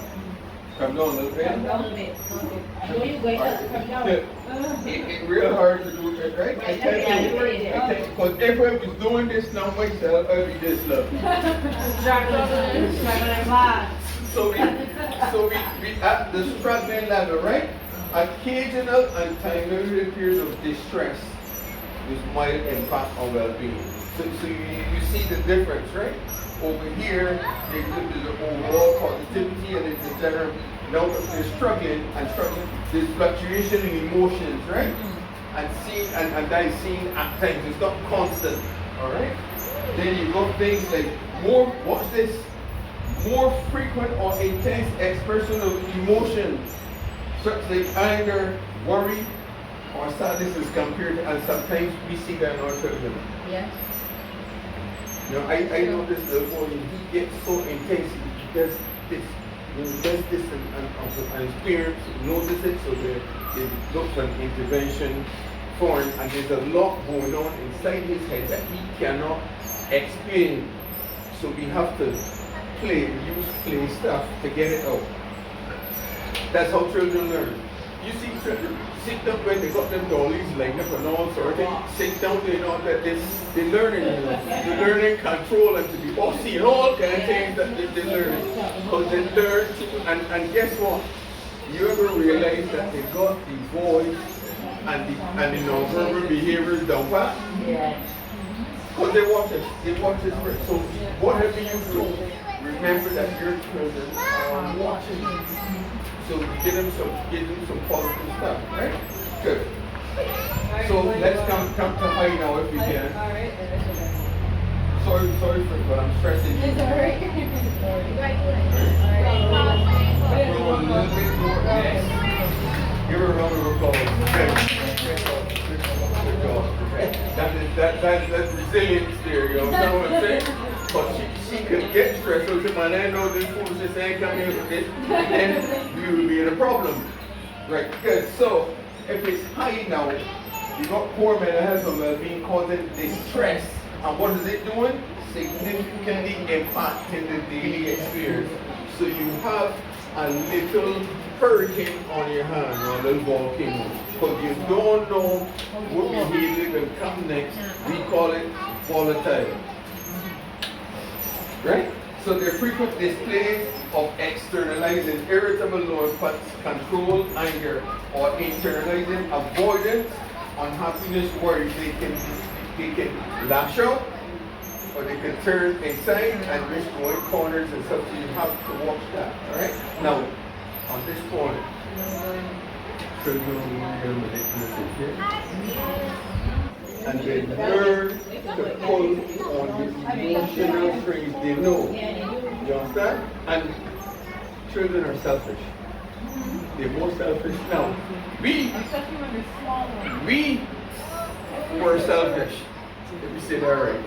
We are selfish because we were children, right? And I don't think you know that a baby will hold its breath and turn red if you don't pick it up and it won't get picked up. You take it. Listen, you take it easy, and I am convinced that they talk without using words. Huh? They know to get rid of you, and they know that, but they know they come to you with certain things, and they spark. Daddy. Yeah, boy. My sweet daddy. Mommy won't give me a snack. Oh God. And you look down there, and it's somebody you know, oh, why she going to do a snap this snap here? Like you on each tree already. But you can, you know, come home, you know. You know, come home, and you went, and you feel real sweet, and he went to that door. Oh my, and you. Everyone's not. They basically boys not then that's trouble. Right? But sometimes we misinterpret things and tell the truth, right? This man came home and looking in the front house and see a razor blade on the floor. He wore some thick glasses, you know. So he called the missus and said, come here, but I'm trimming. She said, sleeping. Bring it. So she bring it down with my roast. And she said, what we beat each other for? What I said? Oh, yeah, take that, you finish and then she got like that. My focus on the same doctor. The glasses had the razor blade, but that's big like the sheet together, so we might get sometimes we run off the handle. Yeah, boy. I keep my hand I said, let's take my hand. They got some people that got big glasses. So listen this closely, right? Then we will look. Frequent criticism of self and others. And the good and the boy don't like me. So father like he. You know, but John's father don't like me, like no one don't like me, them sort of things, right? Loss of interest in previously enjoyed topics and activities, that comes up very, very clearly. Alright? Then you got things like excessive or limited appetite. Significantly, they put on a lot of weight, or they might lose a lot of weight, and that's how they're dealing with the emotions, right? Then you have the outcome, education has slowed or declined. Give me another slide, please. Oh, sorry. You want the other side? Yeah. But if that's a small, because most of that is duplicated. Or take it down and then go to the other slide. Other side, you know the next slide? Huh? You know the next slide now? Yeah. All together? Yeah. Okay, good. Alright. So this is just breaking down each of them into different areas, right? You just looked at the whole thing here. So flourishing, this is what flourishing looks like. Level of concern, very low. Core features, there's optimal well-being.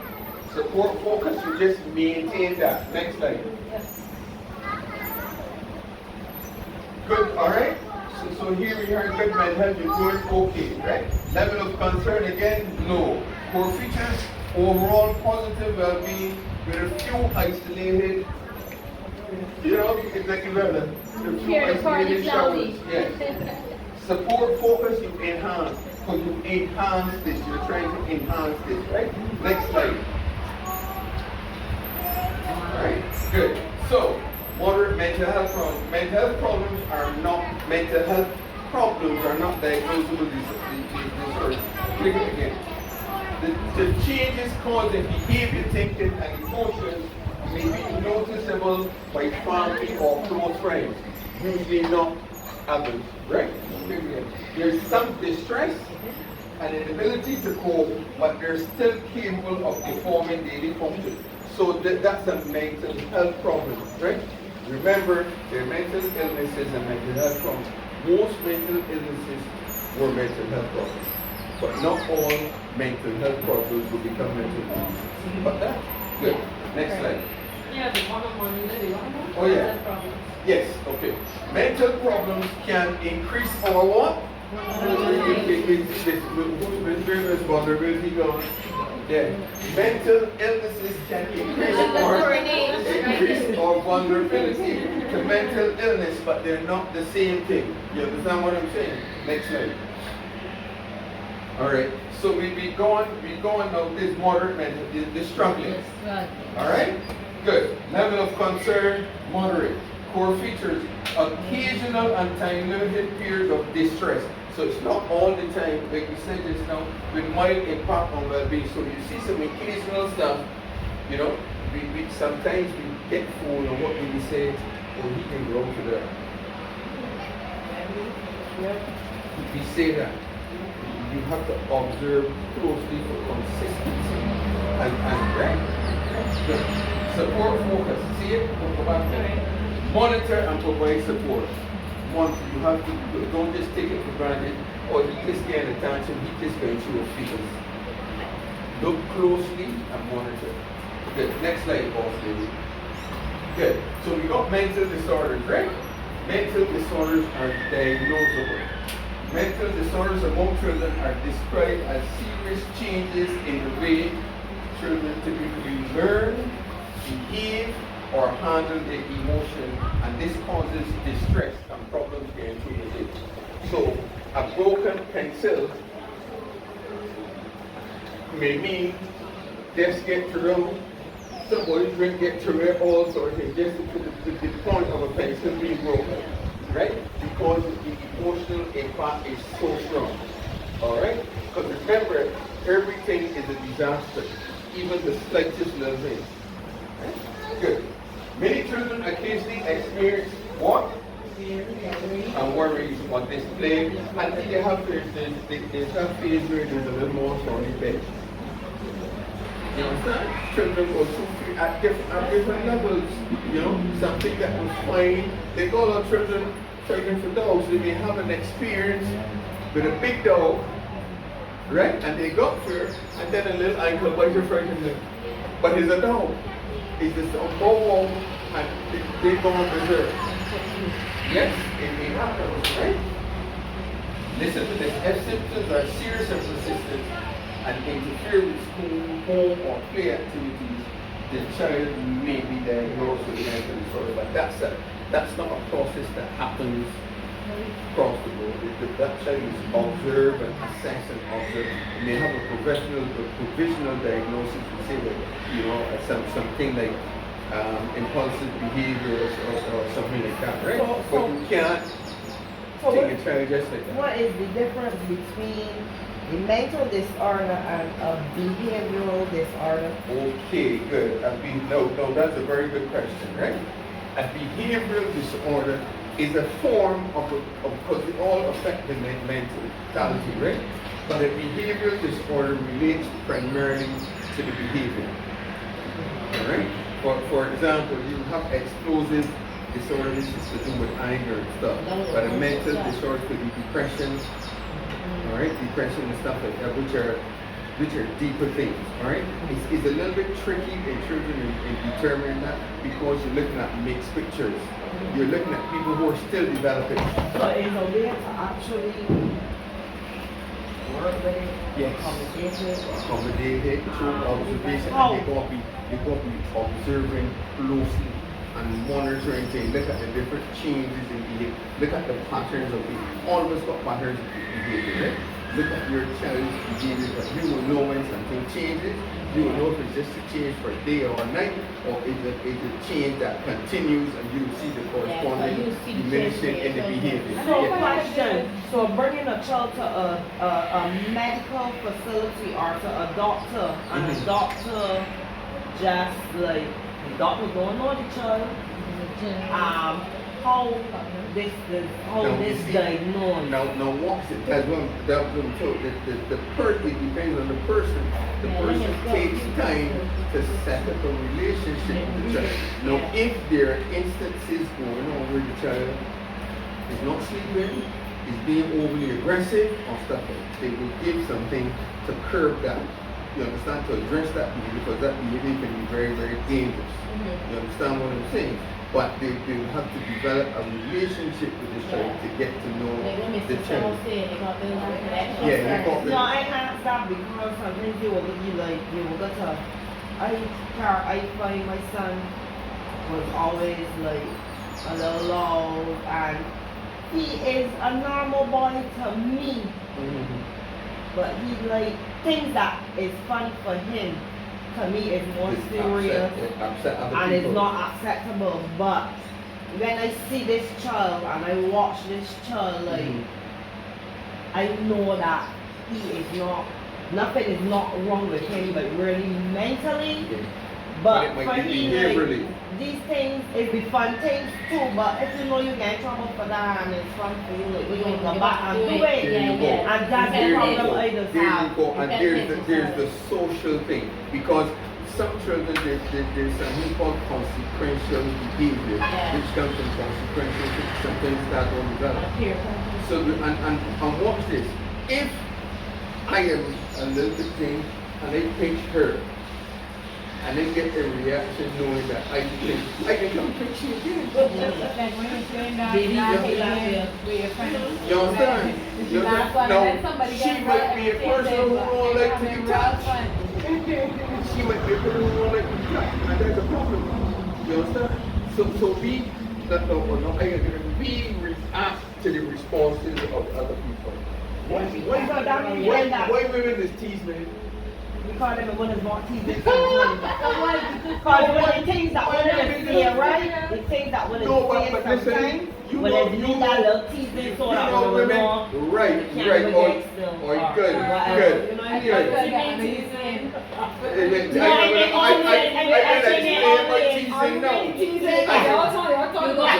Listen, there's a whole broad spectrum of teasing.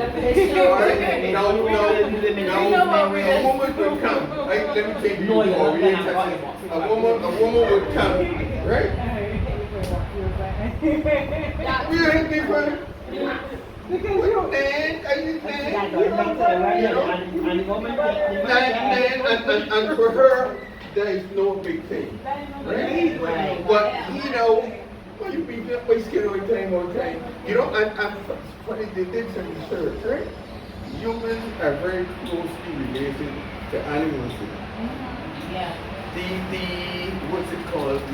Not the hippopotamus, the animals the rhino.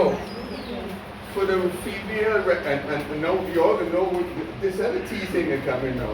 The female rhino, when she's in heat, will go and push a male rhino. Push him and butt him. But if he allows her to push him around, she will not mate with him. It's But the true. one who resists Yeah. will mate, because in her, if you call it a mind, Strong, he's strong, strong. man. See, Yeah. yeah. And when it comes from one to you come and tease and you go and put on, it's calling now. Cheap box and all sorts of things. I know a fellow was telling me something and she stopped. And she creaming at the bar this big. She creaming and she looking back. See if he looking. But we do that, and why do we do that? Because we think that something in this, right, Miss? she don't finish explaining it. So, That we Y'all using So you know- sexuality as a weapon. They're gonna make us go up there and creamy chocolate stick Yeah, and it's it happens be maybe it's a problem there. You missed the initial thing. But if you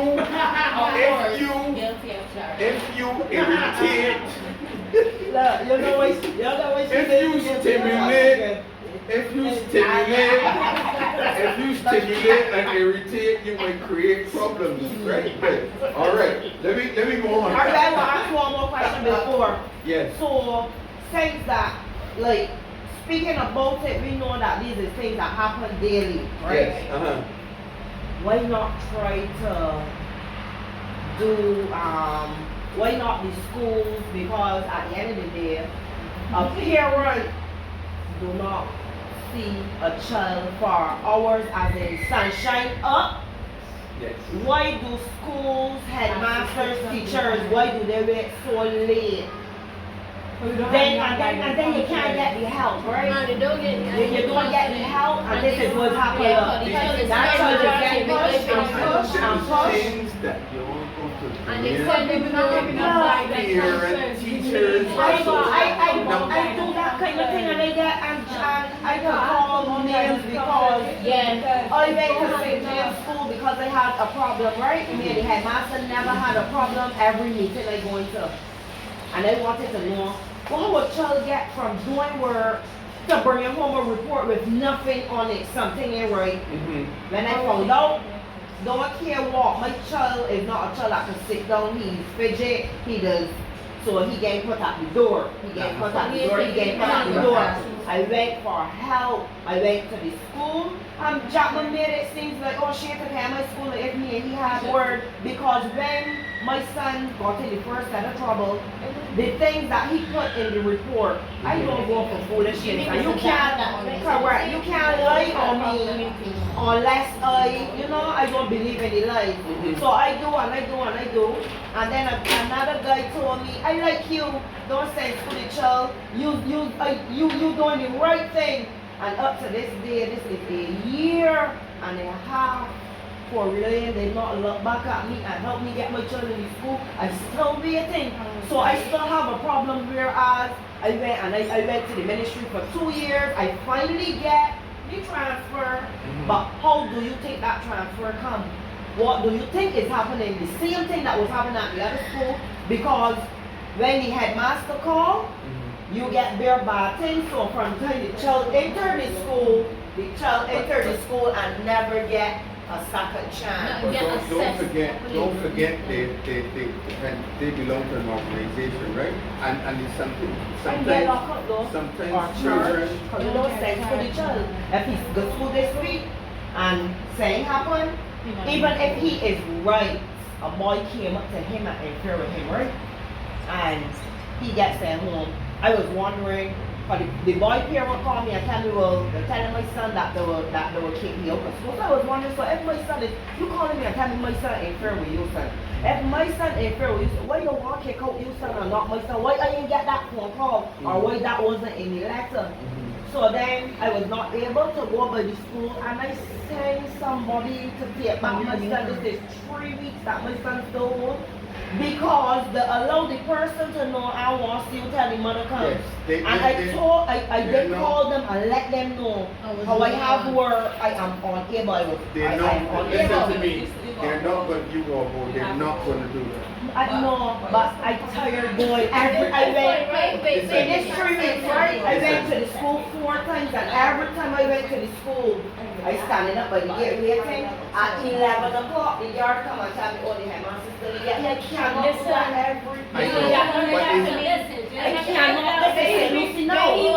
So he gave me bad treatment. He was outside, he was the principal. My son had no running. And he was a first farm, and he was a first farm with children that was 18 and saying that should have been going to school. Now I didn't know this. How I know something, I don't know. He came home this day, he thought his face was battered. And janitor is who doctors me up. No, keep in mind, anything with janitor. I message he teacher, Mr. Grover, and Mr. Grover explained to me what happened. No, I said, well, they keep monitoring, sir. Because you know. So I went to my academic teacher and tell him, well, I want the daily Friday. I don't want to cut my class. I need to go deal with this situation. I go on over the school. I get by the school at 7:30. The fact guard there, he go, he had to tell me, oh, You had an appointment? no, I messaged him. No, listen to me, But they said, right? but no, they said that you can come. But when you come, you go to The- the yard. yeah, the yard is at the best. Yeah, give me the Thank you for your circumstance. business, because let me So, tell yeah, you the problem. Yeah, But this was, you did, I this went was there, I wrong. was Now what, right? Them bread and blue, yellow, for the independence as well. I said, no, there, they want his shirt here, but the guard her. And the guard for me, he told the guard he in a meeting.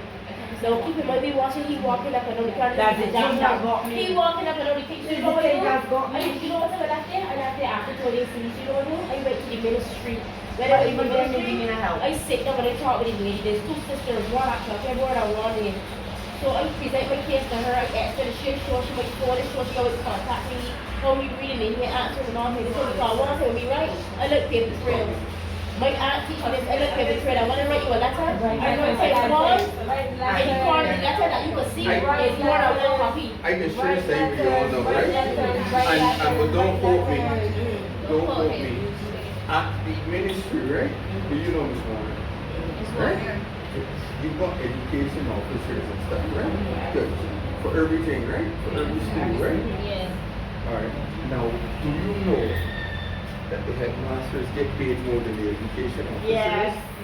So what does that mean? That's why the education officers now are not answering. I went by the ministry They for nurture and I their get children no because money. if I get paid more than you, I am senior to you. Yeah, but when you It's say school children for You 3 months, can because it's get fucking locked up. at you wrong, You so. can get locked up. And then you go to them, I'm telling you, you are a problem, nobody helping you. So those are the issues that you have to deal with. Yes, they're trying to. So let me stop they're trying- there. So you see why some of the parents is got things to come and. But the thing And is, that's why that's how they get, them that's why you things, get shit when you go to them things don't necessarily work. But the truth is, there are issues. There are issues. You got to look out for the welfare of your child. It's hard. It's hard because a lot of them used to come to me. I'm the one who writes reports and calls people and stuff. So it becomes a challenge, right? All right, let us move on because we can be on this the rest of the day and we can't change the Ministry of Education Or the principal. or the principals, right? Cause them a tag. All right, so let me go.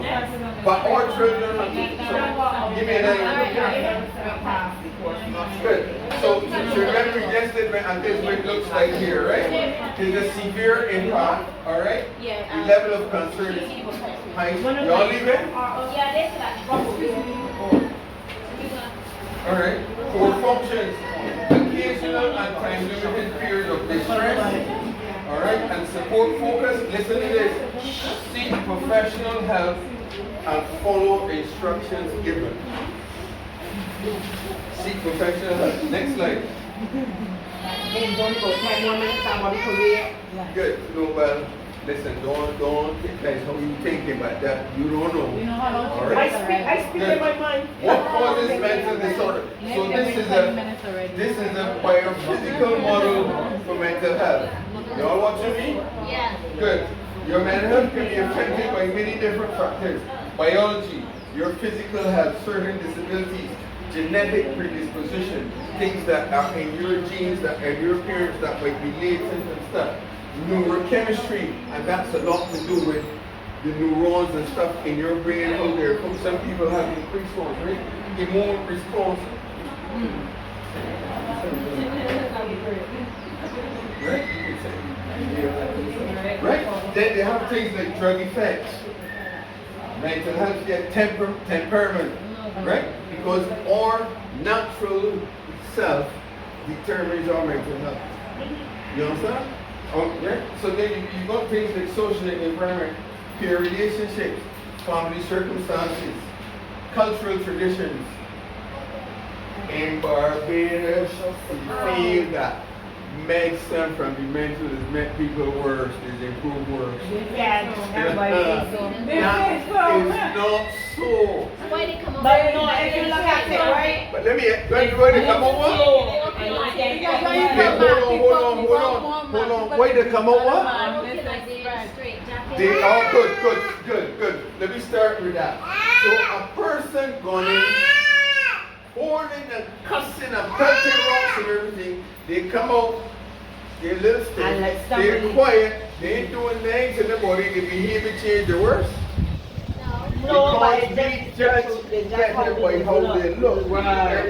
If you take a Panadol instinct and you put treatment, right, there's side effects. And I don't want to get into it, but most of the drugs are absorbed by something called the synaptic cleft, right? Which is the uptake of the nerves. So they will affect your motor nerves and create a little. Now, the thing is, Trinidad buys very, very expensive medication. So they don't have a direct, but I just can't afford to buy them. The medication, they got medications that target specific sites. Virus can't afford them anymore. You understand? So virus got, because already with the thing like circle, one circle tablet is $150. yes, that is very expensive for children. And you don't need even circle 6 times a day, you know? You know how much money it is? Yeah. God. It's things like schizophrenia and stuff like that, right? Okay, so we going on. So you see the crossover, we found the relationship. Then look at this bit, you got beliefs. But if you are taking something you don't believe it can help you, it ain't gonna help. Right? Then you got behavior, your own behavior, right? If you supposed to take something at 6 o'clock and you take it, you were supposed to take something at 6 to help you sleep, then you stay at 10 and then you complain and you go and sleep at work. It's gonna be a problem because Right? you change your time. Self-esteem, how you feel, general coping skills, emotions and social skills. So our emotions and stuff are pretty good to us. Next slide. Mental health is important for overall health. Mental disorders are chronic health conditions that last a long time and often don't go away completely. They can take treatment, right? Without early diagnosis and treatment, children with mental disorders can have problems at home, at school, or forming friendships. Mental disorders can interfere with a child's healthy development, causing problems that continue into adulthood. All right, next slide. Good. So this is the mental health continuum summary. This is just a thing, right? Children experience a positive mental health when they're well and coping, right? Children experience challenges when they're struggling and unwell, right? Children experience challenges to their mental health, but are equipped with the mental resources to manage these. That's coping. But anytime they cope, if you look at yourself as a vessel, your capacity is a point. And somebody put in a point and more, what's going to happen? It can overflow, it can leak, or whatever, right? So it just be, so sometimes our capacity is different. We are different at absorbing certain things. You know, some of you might be able to, people with big jokes, and you say people are better at school, you get teased, but my nose, how big it is, and all, you call me boy, tell you all sorts of things. Then there was an issue with the ozone there. They say, oh, look small, those we can get. But this big, and then the ozone, I can put in more here. And the boy teases me, and also if you can, you know, if you can roll with the tight and stuff. But if you take on both things, you know, it's a problem. Next slide. So there's some common disorders, right? The one are diagnosed as attention deficit hyperactive disorder, right? ADHD.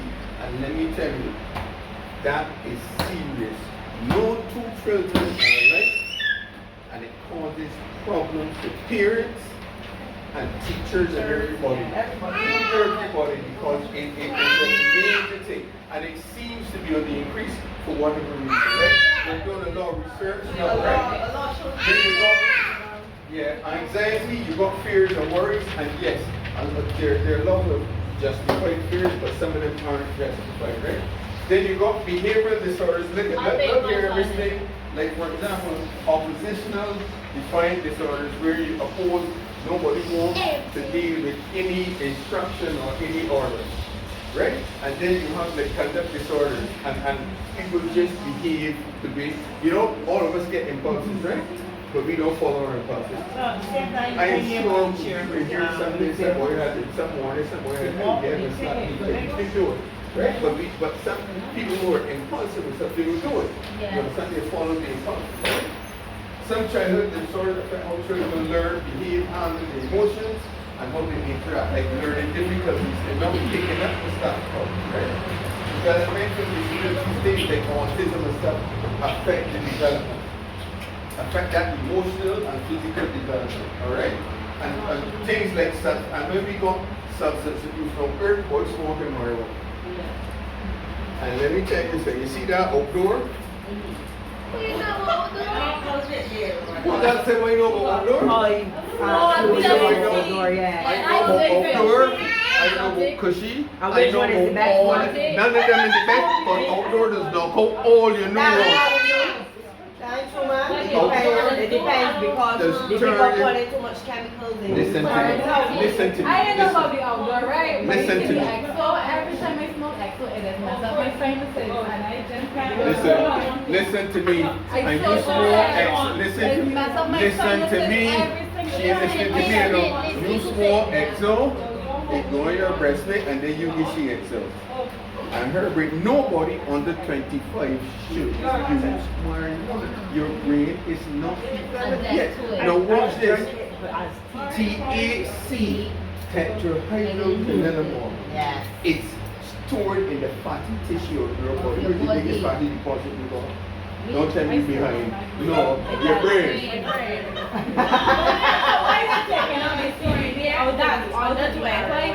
Why they only put it? Why He means that you should be smoking the THC on the plant. Listen, don't listen to me, right? That's why they should be legal so we can grow our own stuff so I can know what I am growing for You myself. don't want to be put, look, let me tell you something. Back in the 50s and 60s, when generally marijuana was 2 and 3% THC and CBD, it wasn't a problem. Now, 17, 18, you're frying your own brain. That was integration and you're growing your own blood.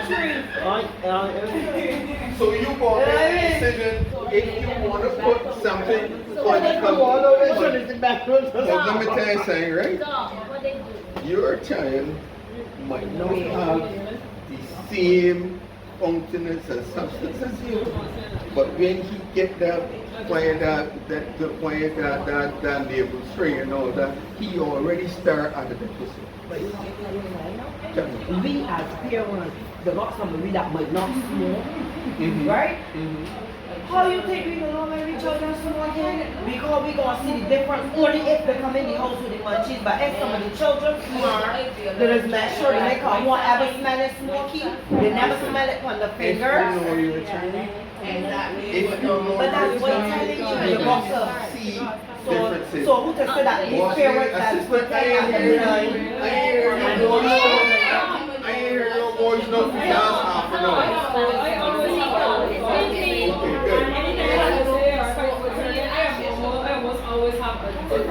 I could drink some again. And then they bring back them you You're his partner today that was listening to Chester and No. Lauren is my mentor. She just lives in the neighborhood. Lauren is a male. Oh, okay. Lauren, he's a therapist that I mentor. I'm just saying, I know I tend to have different opinions on all subjects. Some people can cause Yes, I know that we're trying to get to see your position. So I will, if we have to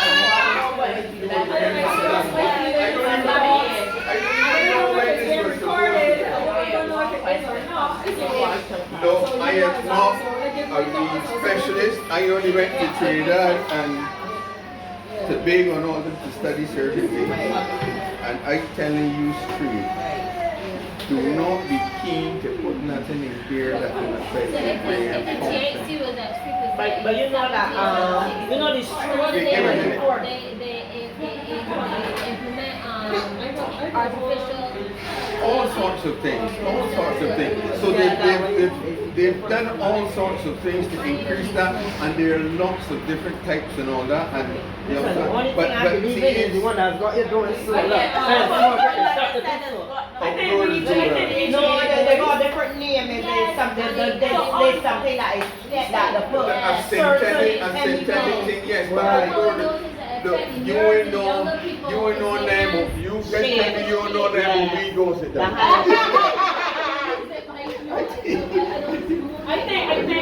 think we should be legalized. Yeah. I think that If they can't do legalization. legalized to that point because it really will create a safer environment for access to certain of weed Listen, rather than people. they did something 100 years ago, right? Where they legalized, right? The countries have system, and this is like 30 years, they're still trying to recover from that. You understand what I'm saying? Maybe they didn't get completely right, but it doesn't mean that. But I don't even know if they get completely right. Because let me tell you something. If you on what did you do? If you let loose of doing it, something that free will here. You was what that are great. You will not be able to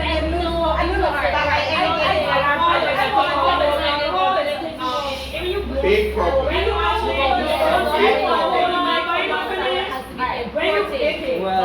you look at most harmful substances in the world and you rate them, because I look at all the statistics, as well. Weed is one of the lowest. Alcohol is one of the When was highest. that research done? Right. A few years back.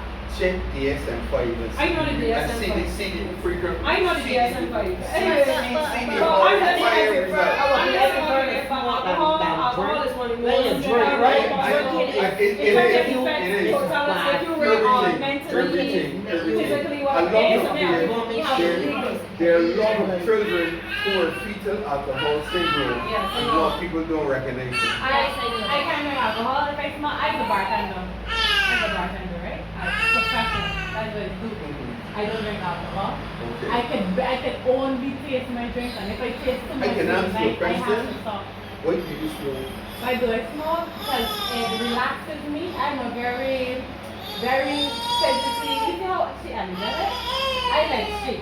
Right? I don't need nothing. I always go and I always do it. I smoke a joint, I can relax. I could slow down. I could slow down without my mind for how going long? all the time. For the 3 hours. And I just want to spend. Just think about it. women You know why you laughing? No, I don't smoke. I used to smoke to be honest. Think about why you relax for the 3 hours. That's his next question. Are you saying nothing else? Before I had her, I could have smoked 6, 7, 8 joints a day. Oh my God. Right now, I can't smoke more than 2 joints a day. Like, you know? Yes, because if I know I'm going to get irritated,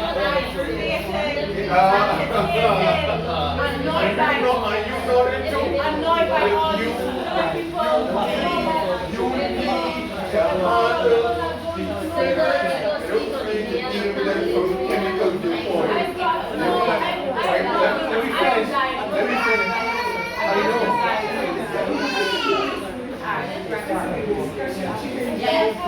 All right, listen, let me finish, right?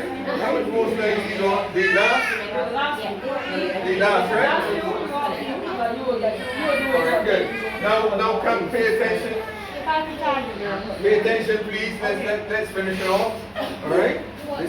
This is not me smoking 1, 2, 3. No. Good. So symptoms of mental disorder change over time as the child grows and may include difficulties in how the child plays, learns, speaks, and acts, and that can go on, right? Symptoms often start in early childhood, although some disorders may develop during the teenage years. right?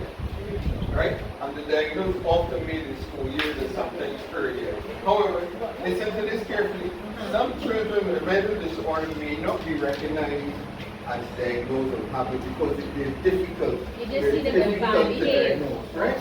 Because it's difficult to diagnose hyperactivity. When children are But generating. children Yeah, are and children are generating. you understand? So that's why it takes time. Next slide. All right. Look at you. And I need somebody with a loud voice to read that for me. For mental health, preteen childhood mental disorder. Everything, Brenda. Childhood mental disorder can be treated and managed. There are many treatment options based on the best and the most current medical. Hello. I'm sorry, ma'am. My Parents and doctors should work closely with everyone involved in the child's treatment. Teachers. Stop. Read that again. What? Parents and doctors should work closely. Stop. How can they work closely together? If you give me an appointment, we can work close. We're gonna go appointment and the teacher, the parents gonna charge the child to the You know that I doctor. retired already. They didn't tell me, cause I don't hear nobody. I am retired. But if you are the other gentleman, thanks you and the gentleman you had before, I was getting a better, he was doing better. How much pressure you get? So Mr. Rochester need not to Stop retire. me when the road man wake up, I can't work forever. I said no, you need to do your own little thing here, you need to charge a fee, but you need to because you are good and So you my son never used to talk, gonna- so maybe get you the gonna thought you come are and pay good. me $200 for an hour? If I can find it, yeah, once it helping me, once I have it, yes, so I tell you what, people come in more regular so I can get money. Yes. So is it possible that you can charge it because it lasts to certain persons? And then you get to those persons out there that have made it, you can Right, charge. charge a bit more so that will balance. $75 ain't even bad for the hour. I don't think those I can make therapists $100 an hour, and I Or even that. recommend my clients who I realize have issues, my therapist to see on me. One of my clients right now for free. I do for But when I come in for help, you understand that So where you get sign up for this bono? stuff is very challenging. Come to find it. It wears you down. You understand? yes, it's I believe that I earned this platinum, but I still. was telling you that you look really cute with it. I was saying, But thank you. I got you look, you need to look old. And that's why it's That's called what you look platinum. like. Similar. It look nice. All right. Good. Early diagnosis and appropriate services for children and their families can make a difference in the lives of children, right? So it's important, but try to be compliant, right? Yeah.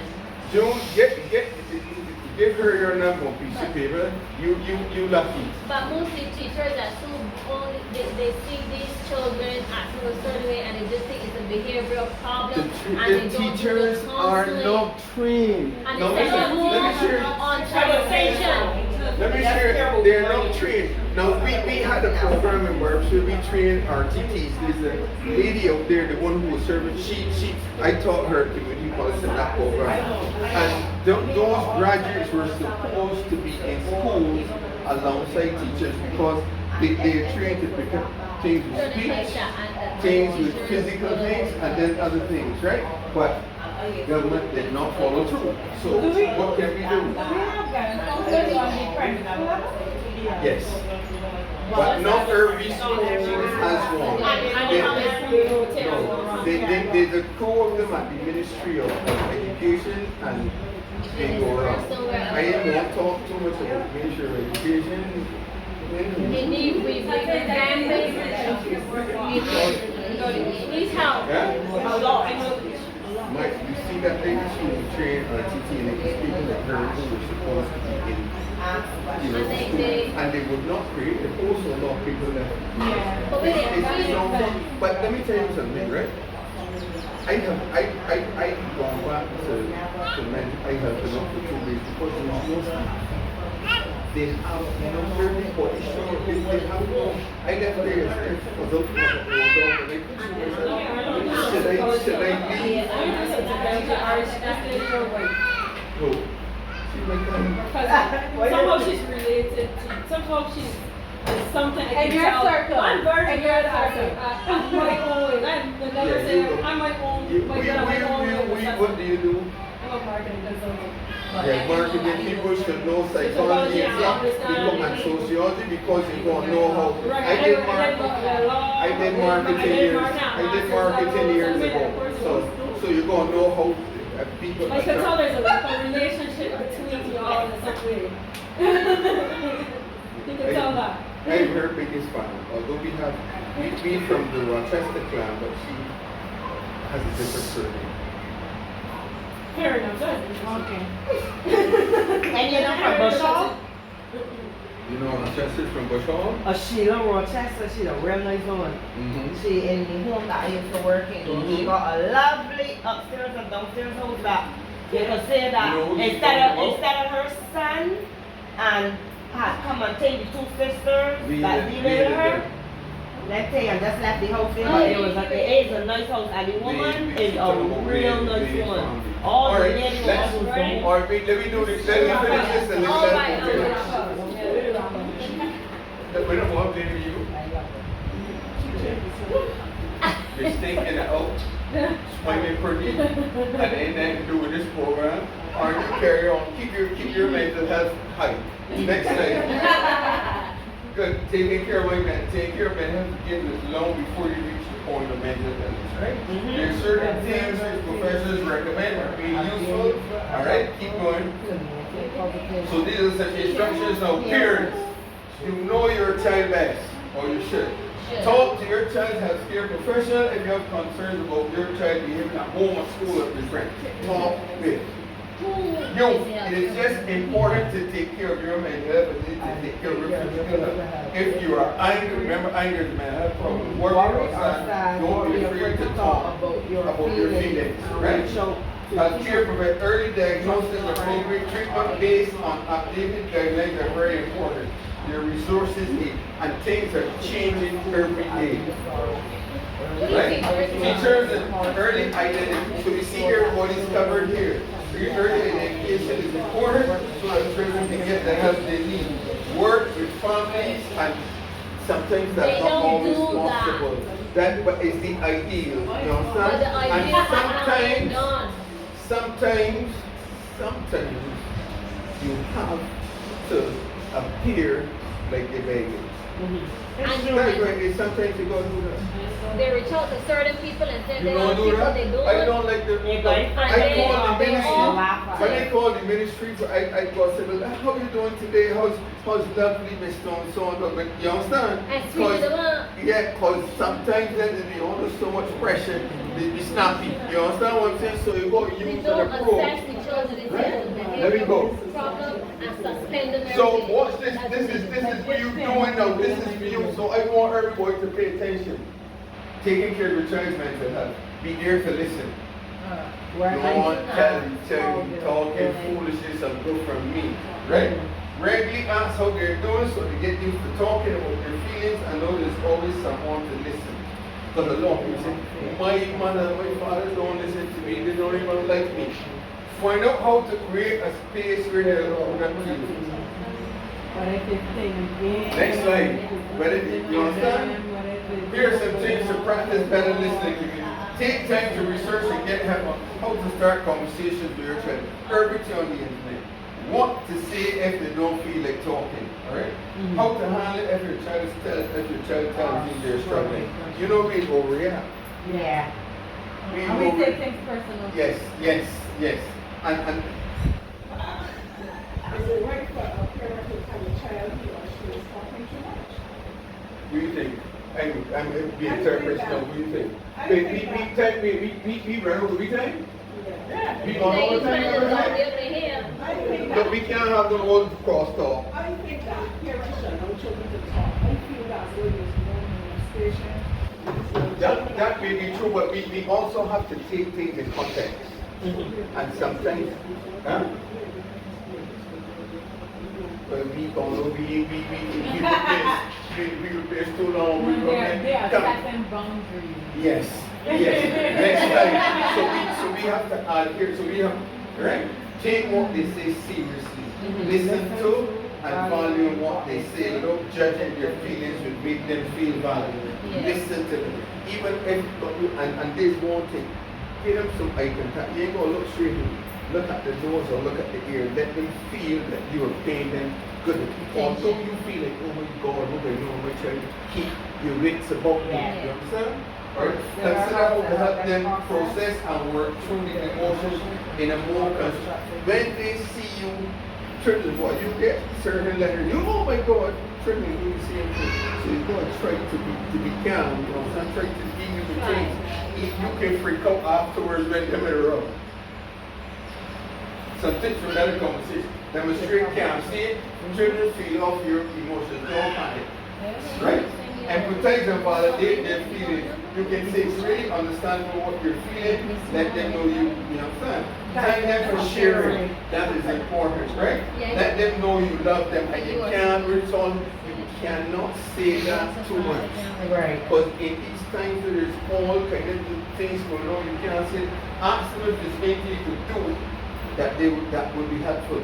Which helps them know to be aware of where they are and to make decisions. Alright? Spend time together thinking about what's making them feel that way. You understand? You might got something to do, yes. But remember, you don't have to find time to visit your child in hospital. So spend some time with them to find out what's going on and try to let them know they care, right?